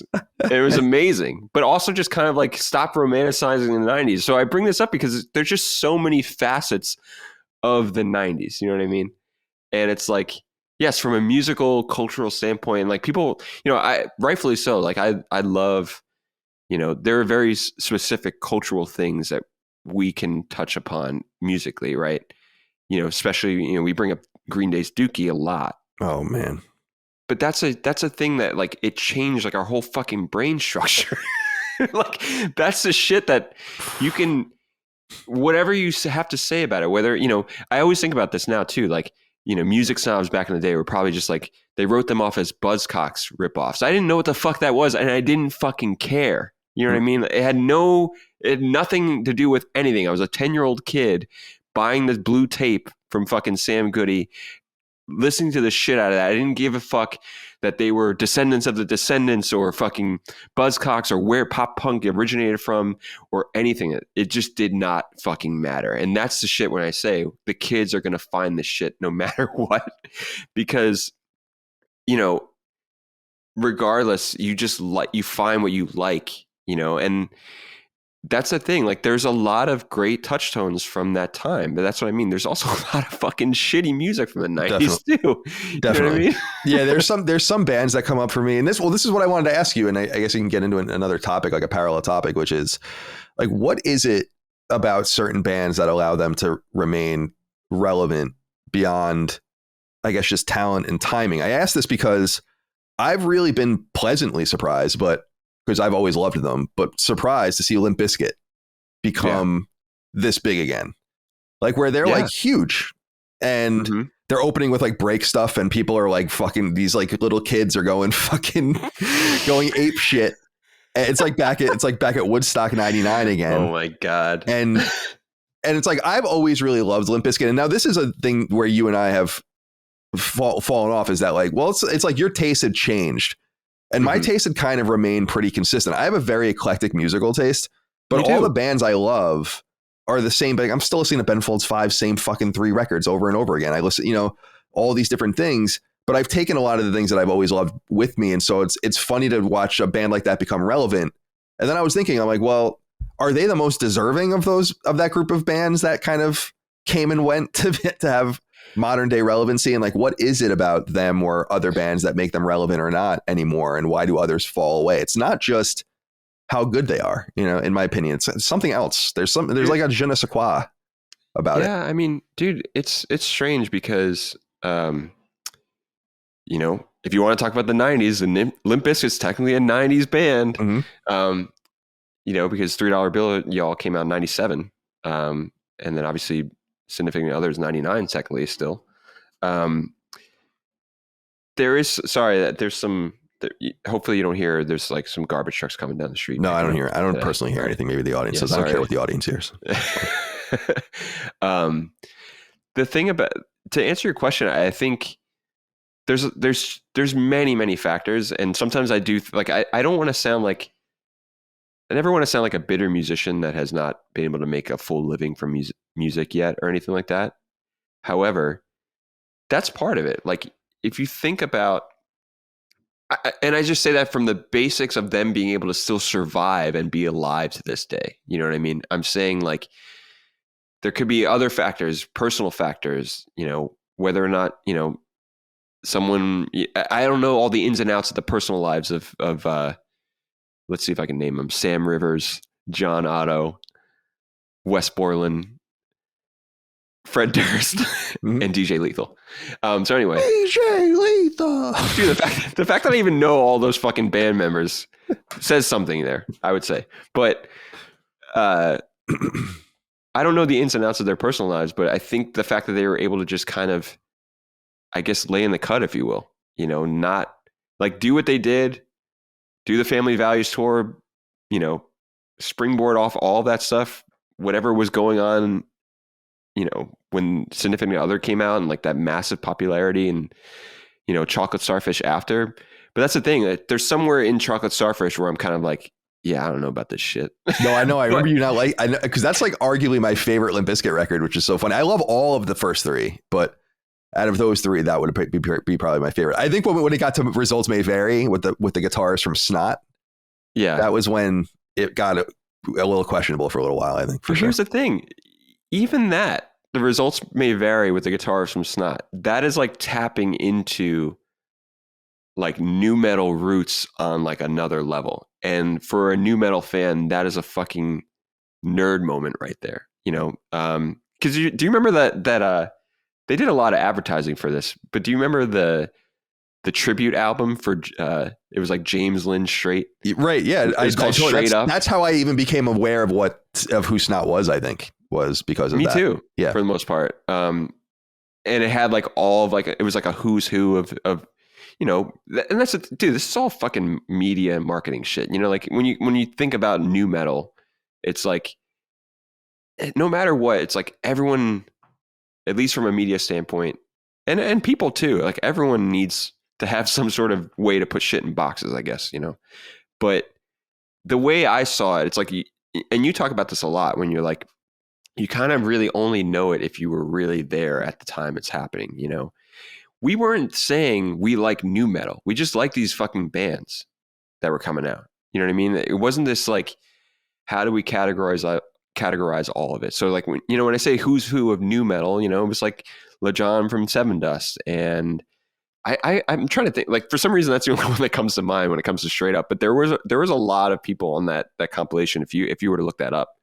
And they were all kind of like doing like Snot covers, and it was like maybe they were playing with the Snot band as well. I don't remember, but somehow they were all intrinsically connected somehow. Yeah, it's somehow like Snot had this major impact on right. That's why I was so interested in them, because I was like, I was like, oh, these guys must be like really legit, because all these different so it's Serge from System of a Down, Jonathan Davis from Korn, there you go, MCUD from Head PE. Oh God, Head PE sucks.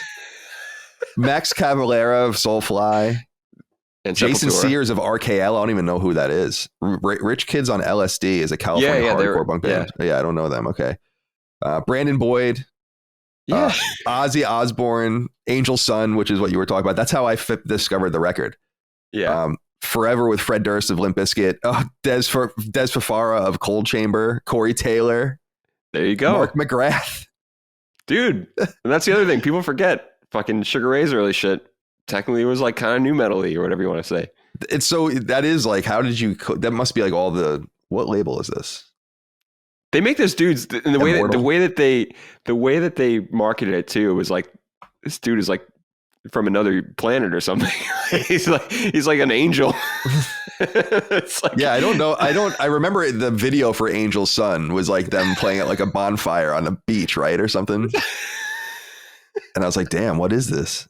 It's crazy. So that's what I'm saying. So to bring it back to what you're saying with Limp Bizkit, there is just something, and granted, there's obviously a nostalgia element, and I guess like, especially now, almost like a camp element. But that's the thing. You've kind of mentioned this before. It's like Fred Durst is leaning into it.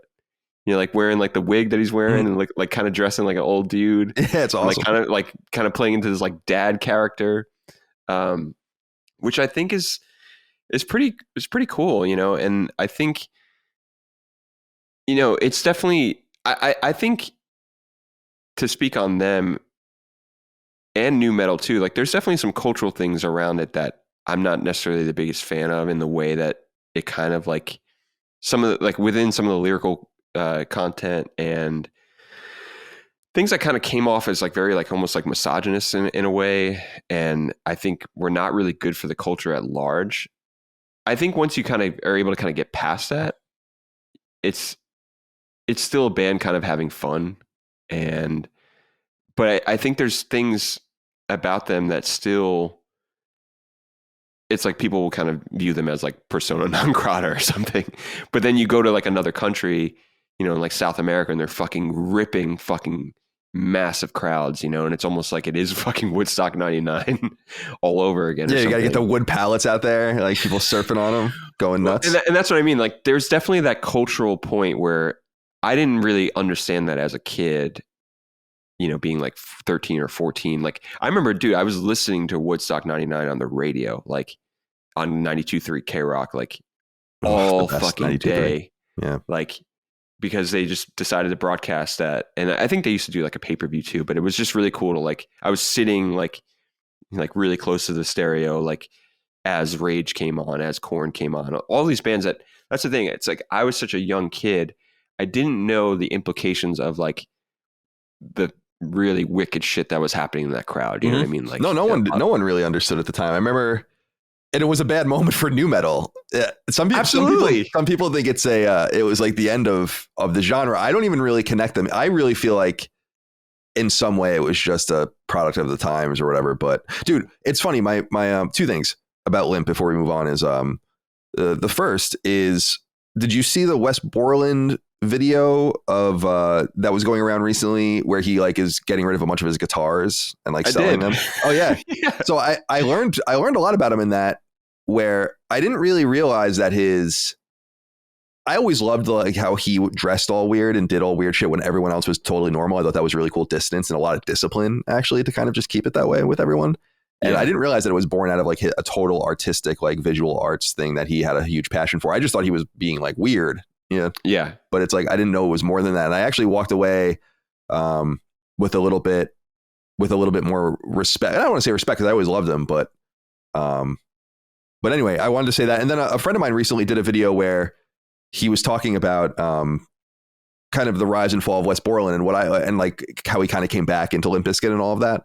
Mm-hmm. And I always loved his story about how it seemed like he accepted what he was in some sense to music. Like I sense the sort of like, I don't want to be associated with this shit kind of attitude out of him, obviously. Yeah. And then I feel like he kind of came back around, and then he even said in that video, which I thought was interesting, like self-deprecating. He's like, because he keeps talking about his other acts, but he's like, no one cares about any of that. Like, but they care about Limp Bizkit or whatever. And I appreciated that. It seemed like we got to, if you paid attention, you witnessed like a full circle thing. So by the time Gold Cobra came out, which was like 15 years ago now, he was like kind of back like and like fully on with Limp Bizkit as opposed to being ashamed of it. Do you sense that too? Or yeah, I definitely sense that. And dude, I think some of that comes with the fact that like there's just a lot of stuff you can't control as an artist. You can't control like really who decides to like your music. You can't control when that becomes uncool or cool or not, And I think there's a level of, and I can't speak for him, but I would imagine that it's something to do with just appreciating life that you have and, what you're kind of given and the tools that you have in front of you, and to some degree. And I think that can be applied to really anyone in any facet of anything. Because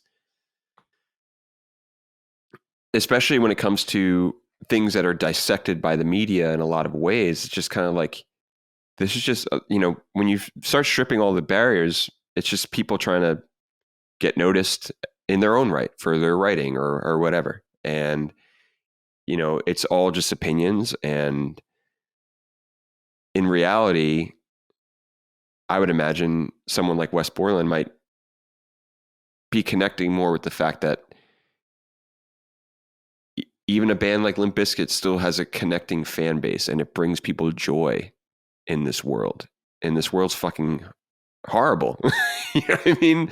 So like, that's what I'm trying to say. It's like, we can pick apart everything. We can critically say this or whatever, but it's just like, when it comes down to it, like art is really there it can bring joy. It can also really bring a lot of change and really open minds. And I think that's more of the realm that I want to go in as an artist. But sometimes not everyone's there for that, and you can't, that's what I mean, where you can't control that. Like you can say, even when you mention where it's like, he's trying to, maybe back then he was really kind of coming from this like very fine art place with all of his random costumes and stuff. And, now he's kind of come full circle on that, I guess. But like, maybe some people took to that. Others probably didn't, I'm sure there's people that made fun of him, but he doesn't give a fuck, and that's the thing. I don't want to go in that realm of like, oh, well, they made millions of dollars or something, so they're laughing, all the way to the bank. I don't really look at things that way. I think there's still something to be said about, figuring out a way to still maintain artistic integrity throughout, all these cycles that we're talking about. Because ultimately that's what I mean. Like, we don't know the ins and outs of these guys' personal lives and like where they've really come through with some of this shit, and, having an understanding or like a new appreciation for these times. But I would imagine, like, especially with the nature of the way that music was, like, even just being a fan and then not being a fan, I can see how that can make someone a little crazy, if that makes sense, but I definitely now in the present day, to bring this all back around, talking about these bands, No Doubt, Blur, Deftones, Sublime, even, they're going to always have people that fucking hate them no matter what. And everything's going to be uncool at some point. And it's just kind of and like you're saying, when you're like, oh, well, your tastes have changed and maybe mine haven't really as much, and you're saying like, you go to the same records, but you do that because you really enjoy those records. And no matter what, a lot of those records you're talking about, whether it's even the first 3 Ben Folds 5 records, where I'm sure there's so many fucking people out there that shit on Ben Folds, you know what I mean? But there's the connecting points with them and the reason why you listen to them and the re-listenability of some of these things too. And that's why you come back to them. And yes, maybe you could benefit from like learning some newer artists or like delving into fucking jazz if you wanted to or something. I don't know, but it's just like, that's on your own terms. You know what I mean? Like, I just definitely am someone that like really wants to take in so much shit as much as possible. And sometimes I think that can be to my detriment, but I'm definitely now in this place where I'm like, I've just listened to a lot of shit for a really long time. I'm not saying I want to stop finding new music. I'm just now coming across things that I thought maybe it's almost like I had buried, and then now I'm just like, yeah, this still has the same types of effects on me. A lot of it is from these times, you know, late 90s, 97, 98. You know, there's a record by Unwritten Law that I really love, their self-titled record. And for some reason, it's like, and this is from, like I said, probably reading Pitchfork too much, or probably being too much tapped into the internet vlog culture that has been kind of bestowed upon all of us forever, for the last 15 years, I would say. But I just mean it in that, you know, there's other conversations now happening about some of these artists that, you know, in reality, they still got a major push and they were able to have, you know, make a living doing it. But it's like they were kind of seen as not the classics of these times, or whatever you want to say. And I will maintain that, you know, they're classics to me, regardless of whatever anyone thinks. You know what I mean? And I think it's important to kind of hold on to that, if that makes sense. It does. And I don't know. I just kind of like what I like, and I've never really tried to change with the times. I think a big part of it for me is I feel increasingly overwhelmed with choice. This is the way I feel on streaming services. I basically just canceled every streaming service and just rotate through maybe one at a time, if that. Like, I have ESPN Plus right now for NHL games. Mm-hmm. And because I'm like, I don't know, man. Like, I don't know. There's just, oh, you can watch this and this and this and this. There is something really cool about, and maybe it's just like small minded, and it is in some way, of like network television, record labels telling you what music is out and interesting. Like, at least you had like some sort of corridor to find things and discover new things properly. Listening to the radio for real. Like, the radio is itself, like, the radio was huge for me. Like, I discovered I remember hearing Come Original for the first time in the radio, like getting dropped off at hockey practice and being like, wait. Yeah. My dad like trying to rush me out and being like, wait, this is like, because I didn't know they were even making a new record. And I'm like, this is 311, you know, or whatever. And then at the end, I was on K-Rock, no doubt. And at the end, I was like, so I just feel like those moments of discovery to me, because you're just have a deluge of like, you're supposed to go, it's like, oh, the fucking world is your oyster. And that's totally cool. But I'm like, everything's an opportunity cost in that case. So I just keep going to the same restaurants I like, and I just watch YouTube, and I just play video games, and I don't really expand too much anymore. And it is strange, because I used to find new bands. I could rattle off all the ways I found all these random bands that I like. And a lot of it was live shows, like opening. So I found Two Skinny Jays, which I ended up really loving, like the lowest rung of the record label system, basically. These bands that are hanging on for dear life. Yeah. You know? So I don't know. I just, that's my big problem is I'm on Spotify. Like, it's always, I have 2 huge monitors, and Spotify is always the right side of my right monitor. And I just have my playlist up and a bunch of other things. And it's a bunch of albums that I always listen to, but it's like, yeah, I'd love to listen to more, but I could just listen to what I like. So I'm stuck in that cycle, you know? I mean, but dude, and that's the thing. I think sometimes there's these kind of conscious and maybe unconscious choices that come with some of this stuff that we're saying. And, you know, to go back to what you're saying with, you know, back in, you know, the 90s or whenever we were younger, obviously we're living in a time where there's kind of like the death of like the monoculture, you know, but then it does make you realize like how the monoculture was kind of fucking everything up too in a lot of ways on a very, very broader beyond music sense. But Yeah, I mean, now there definitely is. And we've been talking about this for a while, dude. I remember going on Kind of Funny, going on the Game Over Greggy show. Like, I think my topic I brought up was like too much media, and this is like 2015. Yeah, that's it's like funny. It's like 9 years ago, you know. It's just worse. And It's just way worse. We now. are still talking about it, you know. Yep. And I definitely have a lot of the same feelings when it comes to being overwhelmed, and it kind of goes to what you can only focus on, I guess, you know. So like, for instance, and we've talked about this before with, say, my lapse in playing video games, you know, we can kind of tie all this together here. I feel like we can, you know, the audience is here for this possibly. Yeah, no, please. But I just say this because very similarly, so, and you always refer to you and I almost like we have like a very yin and yang thing happening, you know, whether you want to go as blatant as Mets and Yankees, or, you know, video games and music, or there's other things we've talked about too that come up. But I just say this because think about the way you have like immersed yourself in video games. You have a life from it, you know, and think about how much energy has to go into like the way in, like how in depth you're going, even just per se on podcasts every week. Like you're talking a lot about video games all the time, and you're consuming video games. And that's what, so I say this because that's your version of what I'm doing with music too, in that way, where it's like, I mean, I'm not making a living through talking about music or anything like that, or like, you know, it's still very much, you know, partly a hobby because I'm just a music fan, you know, when it comes down to it, and, you know, still working on putting out records and all these other things.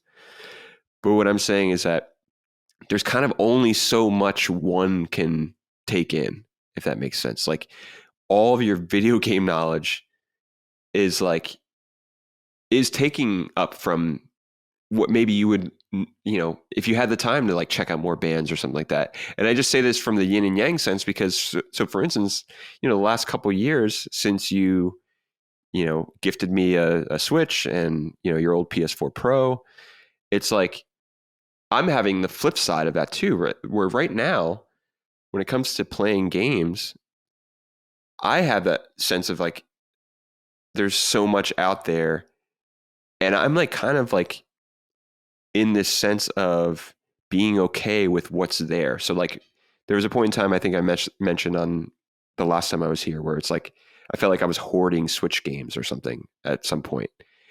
And even similarly with the PS the PS Plus subscription, right? It's like you have all this access to all these games.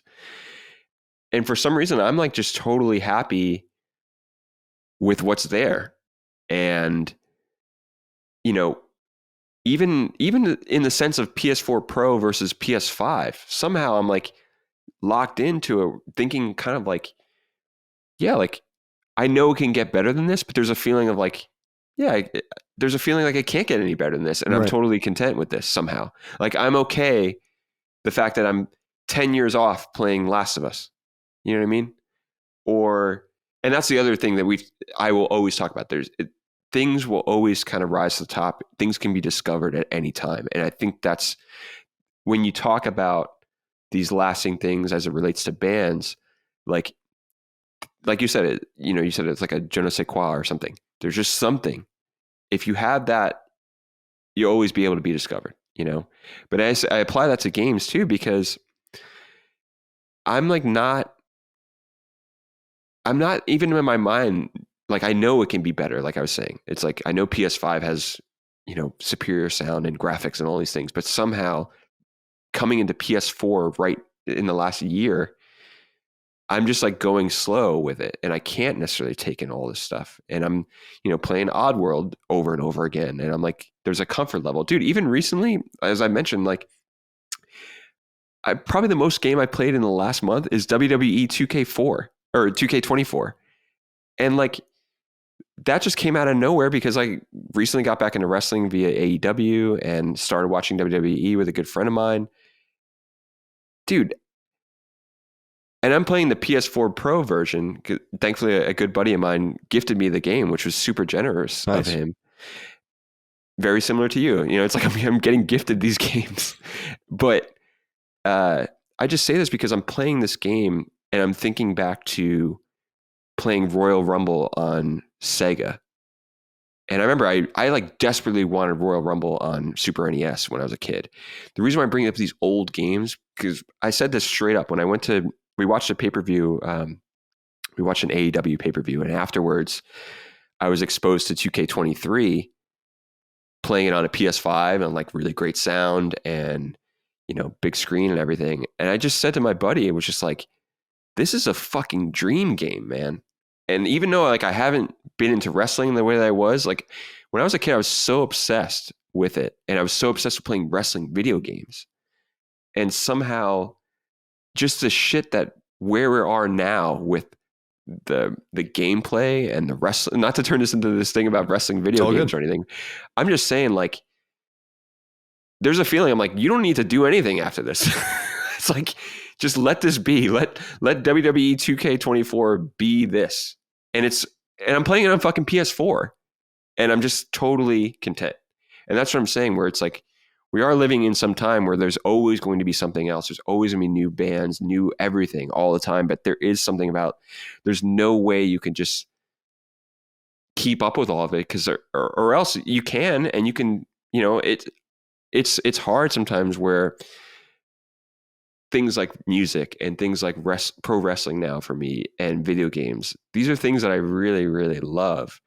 But it's hard to sometimes realize that it's like all these interests we have do take away from like living life in a lot of ways, if that makes sense. Yeah, I was saying that on a show recently, actually, that like games are fundamentally a complete waste of time. But so that's kind of the idea of pastime. Like, what's the point of going to a baseball game? What's the point of, like, there's really, I mean, ultimately you can have like this nihilistic view that there's no point of doing anything. In fact, I think these amazing, like, they're so deeply human, like just the idea that we get, and so modern that we can have the time and space to even get into these random, I don't know, pursuits. But I totally understand what you're saying about games. And I think that a lot of people technologically, I was reading about Apple recently and how stagnant the company kind of is, and how people are happier like just keeping their phones longer now, and that there's no real technical revolution coming down the pipe. It's just faster internet, faster silicon chips and all these kinds of things. But people are kind of now happy in some sort of, you're not always getting a new phone. Your computer's not outdated. There's a certain, like we uniquely lived during an era where it was just like go, new, constantly moving on. And I think it kind of imbued our entire outlook. And so we need to kind of like recalibrate in some sense. Yeah. And I think there's definitely like a nefarious side to all of it too, because it's just like, even the way that, and this is a whole different conversation, but it's like, think about the way streaming culture now has been completely co-opted by ads, and it's to the point where the reason why people don't give a fuck that you're sharing passwords with your family or whatever is because it's just more ad revenue.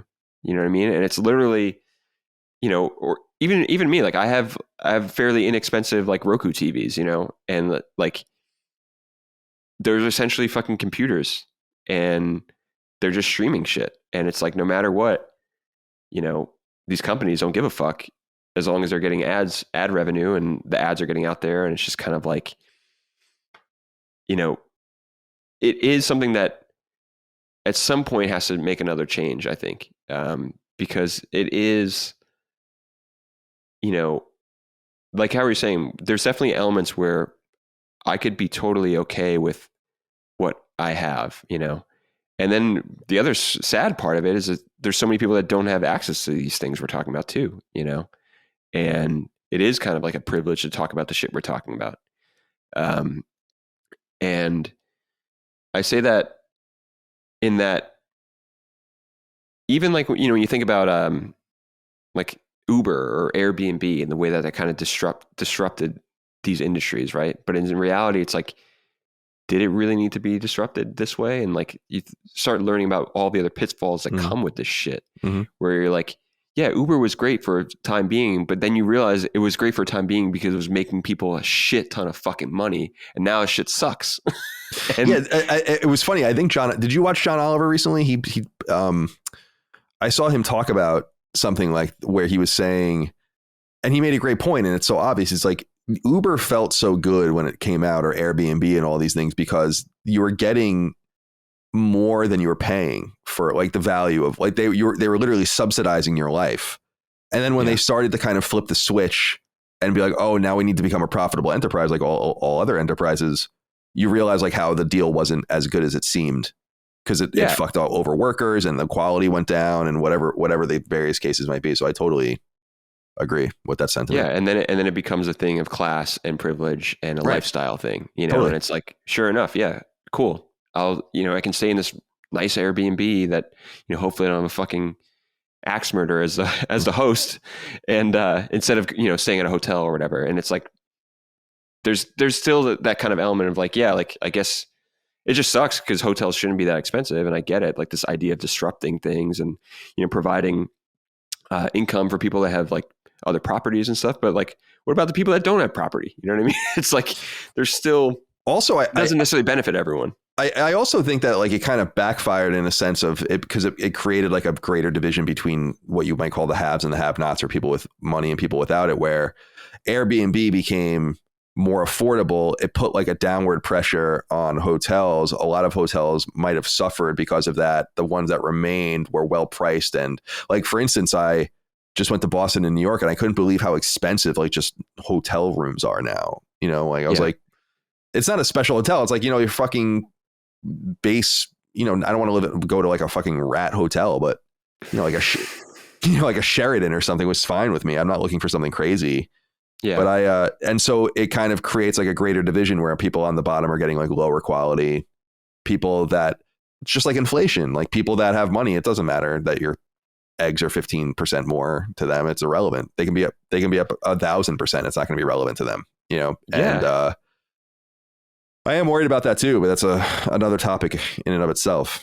And even as it relates to what we're talking about, to keep it more on the music element, it's like, right now I'm in the process of coordinating and putting out a vinyl record for the first time, which I feel really great about. And, it's something I've wanted for a while, and I'm definitely still someone that consumes physical media. However, I'm even seeing the divides within that industry as well. Like there's like the whole, like there's a store out here that boasts a really great collection of used vinyl, and they do, and it's this guy goes out and like takes on massive collections and resells them and stuff. But it made me realize like how much it's turned into this like one, a nostalgia business partly, and then it being based on class and money. Say if you can afford to buy some original copy of something that's like $400 instead of like 15 or 25 or what, somewhere between like what a record would actually cost.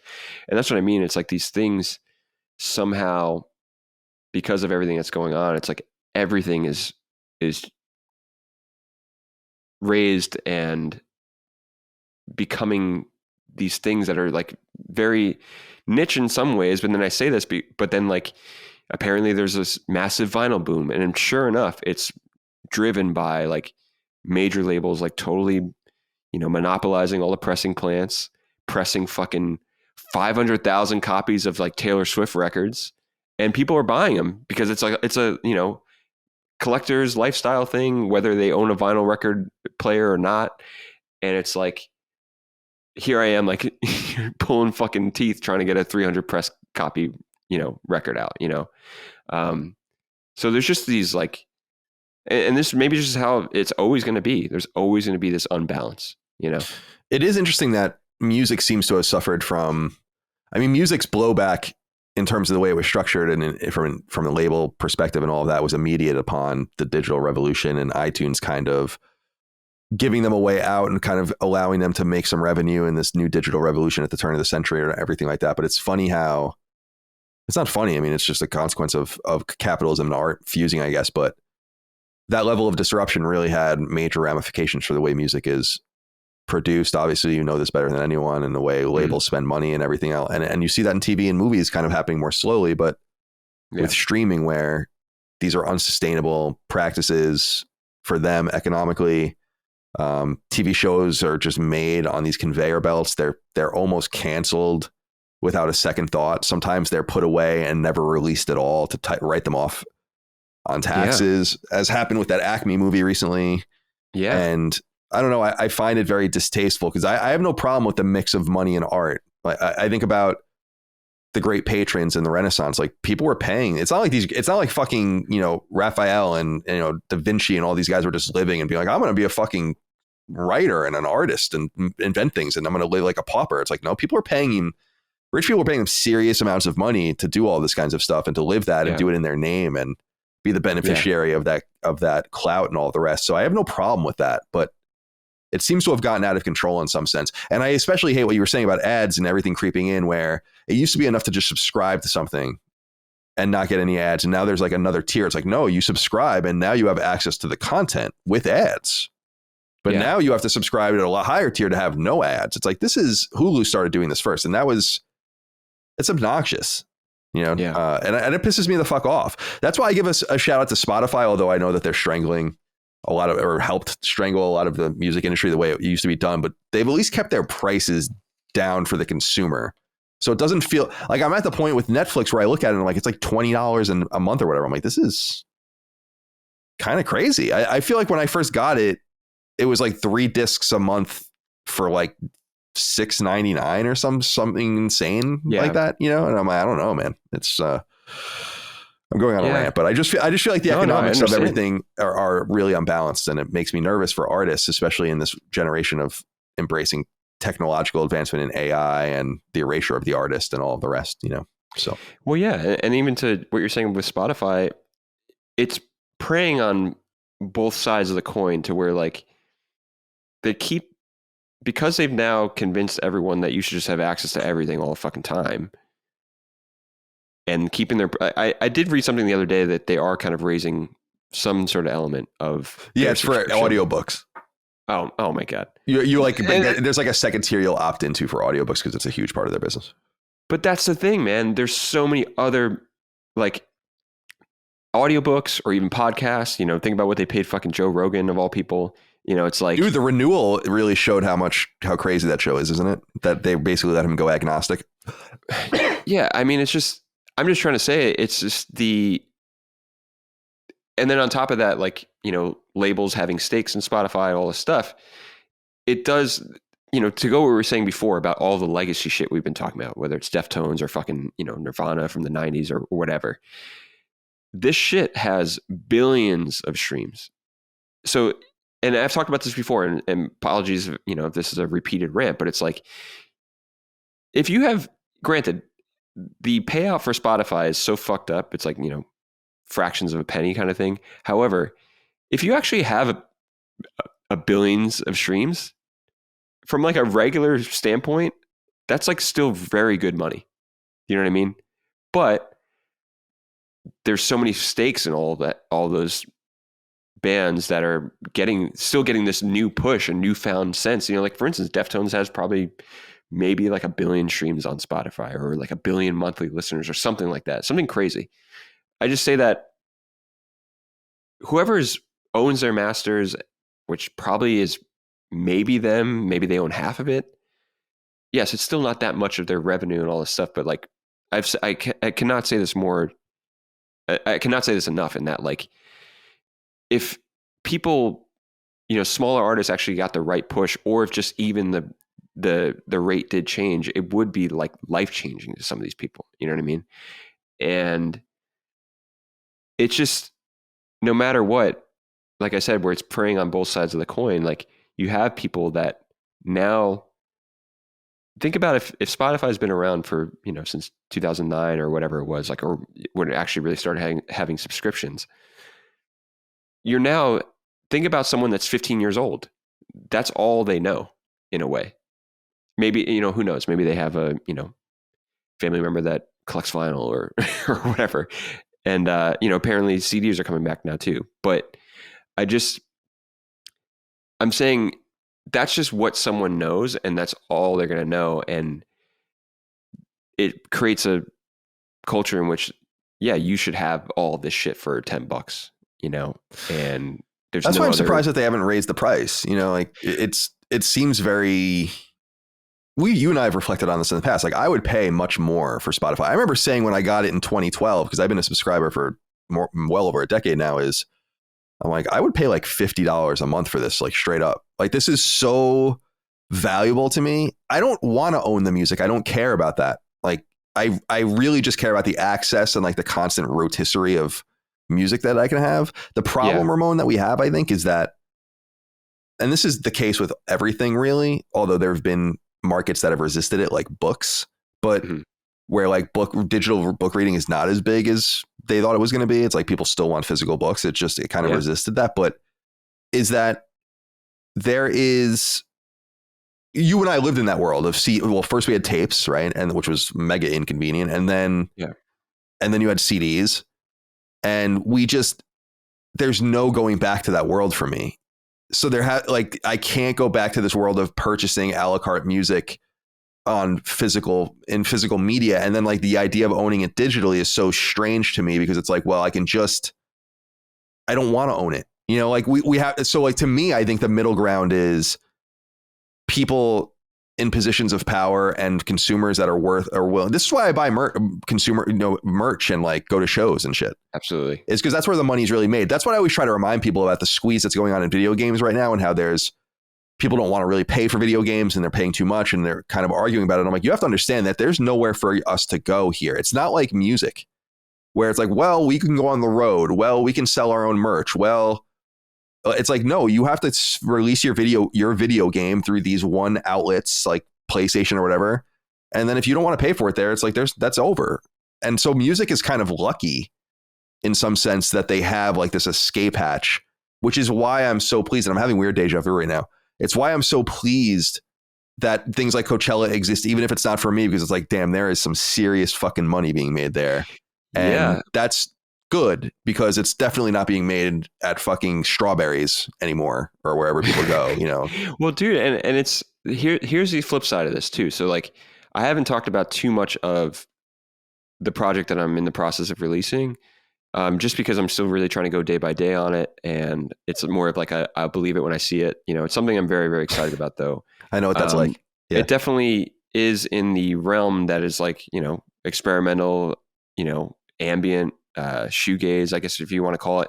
The reason why I bring this up is because when you speak about like the avenue for touring and all this stuff, like this, this world that I'm about to kind of enter, I mean, it's still very small scale in a lot of ways. And what I'm trying to say too is that like, there's not really like that, like there's this culture that is, it's still like, in the way you're talking about with video games where there's no tour or something like that. And, in your case, like, thankfully, like you guys are able to do some like live events here and there and stuff like that. But I'm saying that like, there's the other side of it where somehow we've also created a culture where it's just like, you put a record out, you promote it by touring. Yes, there's a word of mouth element of that, and there's a connection with live audience and stuff like that. But the economics of touring also are fucking impossible right now too. That's the other thing with the rising cost of just everything, fuel, food, just it's making touring kind of impossible, even for some of these bigger acts we're talking about. And because essentially it's causing situations where it's actually impossible to kind of even break even in some ways. And I'm talking like some of these bigger scale things. And that's what I mean for someone like me who's kind of entering at such a small scale to begin with, kind of at a grassroots level. There's still this kind of culture where like, well, you have to tour. And dude, I've thankfully, in some ways, thankfully and unthankfully, it's like I've had touring experience. I haven't had as much as I would like to, but you can get enough touring experience just by really seeing what goes down within a tour, just by, popping in for a weekend here and there, or doing one-off shows in the way that I have, or festival gigs. I've learned really how much all this shit costs and how it works. And it's it's daunting in that sometimes I don't even know if I have the mental capacity to go on the road. You know what I mean? And that's what I mean, where there's a lot of other artists like that somehow, as the only way to be able to figure out a way to try to have a living through it is through touring. Meanwhile, you have, you know, tremendous intellectual property in a recording, if you know, promoted the right way or however people receive it. But in some cases, that should also still be enough, you know, and that's why you obviously still have that push and pull of like, you know, selling out or not selling out or whatever the fuck you want to say. It's just like people are just trying to figure out a way to just kind of keep moving forward and keep being able to make shit, you know, and it's becoming more and more impossible in that way. So like, I just say that even for instance, when I say that someone should be able to maybe, if they wanted to, just be able to make a living through not touring, you know, like, yes, maybe they have some sync licensing happening or whatever, but that's where it goes into the fact that there could be so many hands in those pots too. And that's why it still keeps coming back to the idea that like, you have to keep touring because ultimately you owe your record label 50% of your royalties on anything for a given sense, you know, set time, hopefully, you know.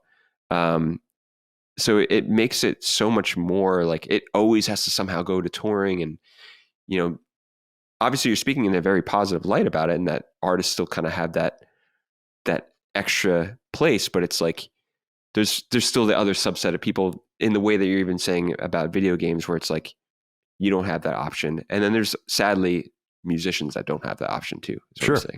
Yeah. To me, there's I think in games we're coming to this realization, which is that there are maybe too many people working on games and working in games. Like there's not the requisite demand for this volume of release and this level of production or whatever the case might be. And it might just be that music is unsustainable at certain levels. And as like an optional art, I just look at it as something positive in the sense that it's something that no one can ever take away from you. Like it's an element. I always think about like the differences between arts. Like gaming is about immersion and play and all of that. And fine art is about like that one-time execution, and people can tell if it's a copy or if it's not the real one. And then music is about like the interpretation live, and no one's ever going to be able to take that away. I think the only thing that's happened that is, I think it's fucking awesome, but it definitely has made me less likely to go out and see live shows, is just how accessible high quality footage used to be. You know, when YouTube compared to the way it used to be. Like when YouTube first started, I remember you would sometimes go to a show and then someone would upload things. And then I remembered, this was more than 10 years ago, probably, where I was like, oh, I don't need to make any recordings. Like someone will upload the show on YouTube that I'm at right now. And every fucking time someone has, over dozens of shows since I had that revelation, someone is just like, oh, here's footage of it. I don't need to take it.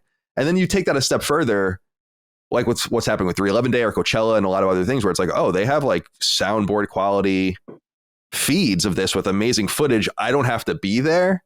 It's kind of the way I feel about the NFL. Like the product has gotten so good at home. It's like, I don't want to go to the fucking game. Why would I want to go to the game? Like you've made it too good. So I think that's the only downside, but that could be another revenue source too of like, and that's why Coachella is protecting their streams and all that. So it all ties together. Yeah.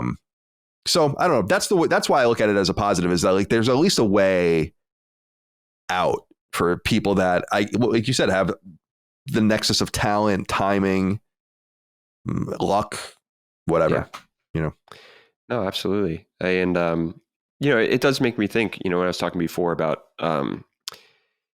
having all those internships and everything back in the day, I do remember specifically saying I had, when I lived in Brooklyn, I had interned for a booking agency, and a fairly prominent one that has a lot of, you know, indie bands or whatever you want to say.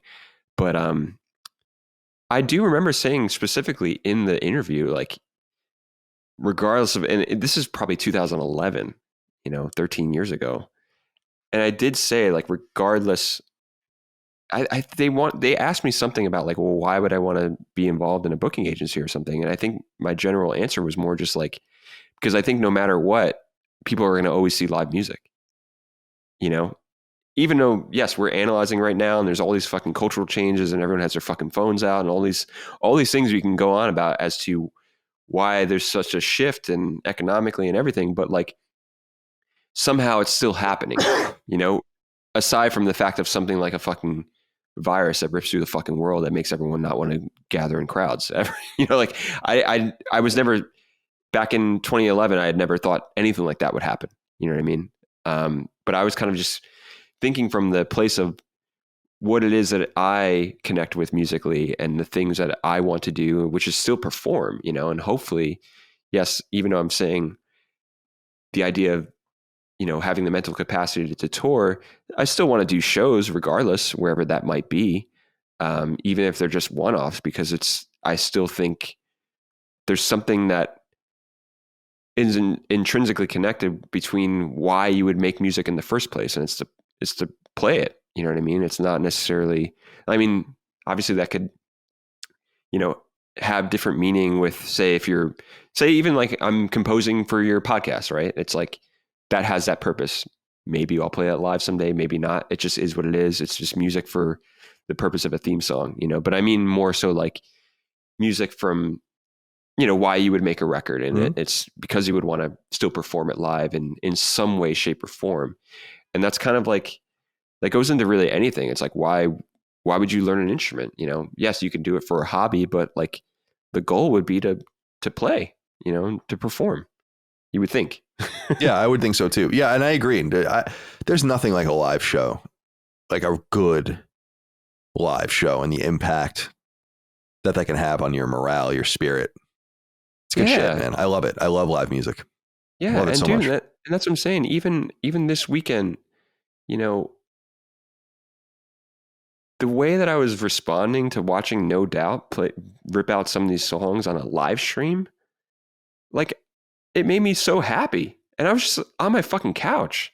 Dude, last night I mentioned, you know, my partner was watching Boy Harsher, this dark wave group. And she was like fucking in the living room dancing, like so into it. And that's the other side of it that's a little heartbreaking for me, in that, like, even in the sense of right now, like, people still talk about post-pandemic. We're still in a pandemic. And that's, you know, it's not to try to go on a tangent on that, but I'm saying there's people that are getting left behind. There's people that have no other choice right now to live stream because they can't get in a fucking massive ass crowd because they have a disability or immunocompromised or anything like that. You know what I mean? And that's the thing where it's like, this shit shouldn't be, let's leave these people behind. Let's make it impossible. Like, we're talking about it so much from an economic sense, but I just mean that from like literally watching my partner, who would probably love to just be in a fucking club, fucking watching Boy Harsher, fucking dancing, fucking ripping electronic music out. Like, but we're not. And that's from the last 4 years of, you know, trying to avoid getting COVID, you know? And I know, obviously, I'm sure people in the comments, whatever you're going to say about COVID or whatever, I'm just saying, this is a true example of someone that is living with someone that has, you know, a compromised immune system that has to deal with it differently. Say whatever you want to say about vaccines, say whatever you want to say about, you know, anything related to this. It's been fucking 4 years. I'm just trying to say, like, I hope at least, you know, if you haven't shut this off by now, this is an example of someone that is dealing with this on like a very real level. And I'm sure there are many, many other people like me out there. Hopefully people that are watching and listening to this, that I hope you know that I am going through the same shit as you, if that makes sense. So not to go on some thing about COVID or anything like that, not to judge people for saying post-pandemic or anything like that. I'm just trying to say this shit is real in many ways. And I think people kind of forget, you know, and clearly watching a fucking massive, massive crowd at Coachella, like, you know, people have moved on in a lot of ways, and great, you know, but I still haven't gotten it. Real, yeah, that's crazy. I don't know if I've gotten it because I never tested myself. but I've been sick twice since it started. And I was sick a few weeks ago.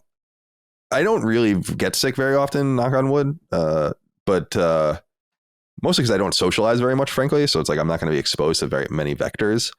Yeah. But I did get like really violently sick a few weeks ago, but it was just like for 2 days. And then it was like the worst I had felt in many years. And so I was like, I wonder if that was maybe it, but I don't know. But clearly, I mean, I don't want to even call it cavalier. Like people are moved on. Like it's not even a thing that occurs anymore. Like where people, you know, you would slowly emerge back into these restaurants where you'd have to order by QR code and you'd have to do it. But now it's just like all back to the way it was, and at least down here. And even for instance, like not to like dip into like the politicized part of all of that too. It's like the people that were like really, really fucking like, and I'll say I was probably one of them. People that were very, very strict about a lot of things, like trying to really be as like, you know, distance as possible, like wearing masks, all this stuff. There's so many people that were like so fucking dickheads about this shit that have somehow moved on too. And that's the shit that cracks me up, where it's just kind of like, oh, like, you know, people coming down on friends of mine because they weren't adhering to all these things that everyone was supposed to be following, but now you don't even give a shit anyway. And you're going on a fucking plane with COVID or whatever. It's like shit that I'm so surprised that with how like holier than thou some people were being about this shit, just to see it like completely disappear. And that's why I brought up what I was bringing up, because this is a real example of someone that is somehow towing the fucking middle ground with all this shit. And still, you know, it's hard for me to still, like, even yesterday I went to my first ever live wrestling event. I went to a West Coast Pro Wrestling, total small indie event at like a banquet hall type thing. I'm wearing a mask, and it's just like, because I'm still looking out for my partner who I live with, and there's not many people there wearing masks. Okay, great. Everyone's moved on. I get it. But like, what I'm trying to say is that it's not to be abnormally cautious, in that it's still very much a real thing that I can only imagine other people have to deal with when they get in these spaces. And it sucks that, you know, it's people getting left behind, not being able to enjoy. But to your point though, what you're saying even about the NFL, I did have a little bit of that moment yesterday. I was kind of like, oh yeah, now I know why I also really enjoy watching wrestling on TV, because of the broadcasting and like the camera angles and all this stuff. Like I watched like a YouTube of the event I went to last night, and I was like, you know, seeing all the camera changes and everything. I was kind of like, oh yeah, this is the full package. It is a little bit, it's cool. And the energy is like nothing I experienced live, especially being like kind of like very close up, like ringside in the way that I was. But like, you know, I'm only going off of seeing all that happening right in front of me. There's no other, like, I'm not hearing the broadcaster, all that stuff. And that's where I'm saying, like, there's still like the full package. Like even this Sunday, I'm going to watch the AEW Dynasty pay-per-view. And for me, it's like, there's an element of like, yeah, that's all you need in a way. Like the stories, the broadcasting, everything's there, full package. You know, I guess I don't really need to be Yeah, I think people, I mean, I think more and more people are feeling like that about a lot of just sporting events, and like the experience is just too good at home. Plus everything's so expensive. My brother-in-law, Derek, you know, Derek and I were out drinking the other day, and we were talking about, like, on principle, I just don't drink it at games. Like when we went to the Bruins game, for instance, I'm like, I'm not paying this for a beer. Like, why does it have to be so expensive? I can afford it. Yes. It's not the point. It's the same reason why I cancel all my subscriptions. It's like, I can afford that. Yes. But it's like, why would I just give away free money? It's the same thing. It's like, just because you have to be captive in these places, you have to prey on me so much. I paid so much to get in here, and then you have to prey on me further and not charge $10 for a beer.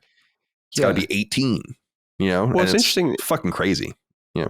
And the interesting thing about sports though, too, is that there's still like, even what I was saying about pro wrestling yesterday, there's still the experience of being there is something. It's still different than watching it on TV, regardless, you know. Even so like the Mets are coming to LA this weekend. I may or may not go, and it's not necessarily so much.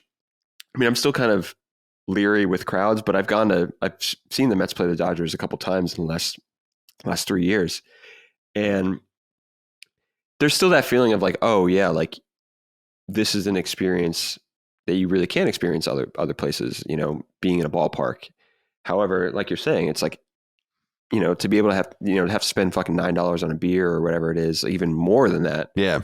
Sucks, because I also really do enjoy having a beer, fucking watching a ball game. Definitely. You know what I mean? And it just sucks that like, and I probably will spend the money on a beer, even though it's fucking ridiculously expensive. But there is that moment where I'm just like, yeah, like there is kind of nothing like this to some degree.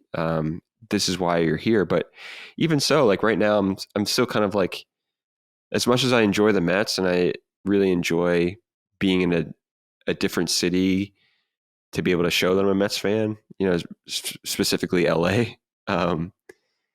There's part of me, I'm just like, I don't know, maybe I'll sit out this one. You know, it's not like so important, you know, because there's just bigger fish to fry in a lot of ways, other shit to pay for. And it's like, you know, maybe I really don't have the funds to really make this such an experience where I can just fucking watch it for now, you know? What else is there to say? I mean, I've ripped through some of the things I wanted to talk about. I don't know if you came equipped with anything you wanted to note. Dude, you know, I think we've talked a lot, obviously, you know, and a lot of it's, I'm really glad we kind of just went freeform, like you said, because it ties into a lot of what's going on in both of our lives. And I think, you know, there's a lot to be said about what we just said about experiencing live music from home and a lot of the rabbit holes we went into. So I was actually going to say, and maybe this is for another time, maybe the next time we do a music related one, I've been wanting you to put together your top 25 new metal songs. Oh, that would be fun. Yeah. So the rules for that, you know, it could be anything that you deem quote unquote new metal, because, you know, not to spoil too much, but like I definitely have things that are probably like alternative metal that I consider new metal. You know what I mean? So, and what I did is it's one song per artist. Doesn't have to be a single, just like whatever song you pick. I think I want to say I did 20. Yeah, 20 is Okay. Yeah, let's do top 20. I wrote it down here in my notes. I had like some honorable mentions as well. And I'm just curious because then you can bring yours to the table. I don't want to know yours. I'm not. I've withheld this from you for like 6 months. I want to say I made this a while ago when I thought we were going to do a music related podcast. I think it was definitely before your wedding. I had this list going. And so, yeah, you come up with one, I'll come up with the other, and then we can do like a joint like Spotify playlist or something and make that available as, you That'd know, be sick. Colin and Ramon's new metal picks. That'd be awesome. I think that'd be pretty fun. And then we can talk a little bit more about whatever next time. But I think, you know, I do like this free form because it, even right now, it's just like, this is kind of like what's currently happening. You know, like we can go into more nostalgia things as, you know, you guys tend to do, and which I really love to, you know, I enjoy doing that a lot. But it's refreshing to kind of just have something kind of current to talk about too, you know? Yeah, I agree. Well, I thought this was fun. And I think people will feel like this is a little different too. Cause I want to do more offbeat and off kilter shows that are more focused on a broader subtopic, you know? So we did the political episode that was, like I said, I was making fun of it, mixed reviews on that, which was fine.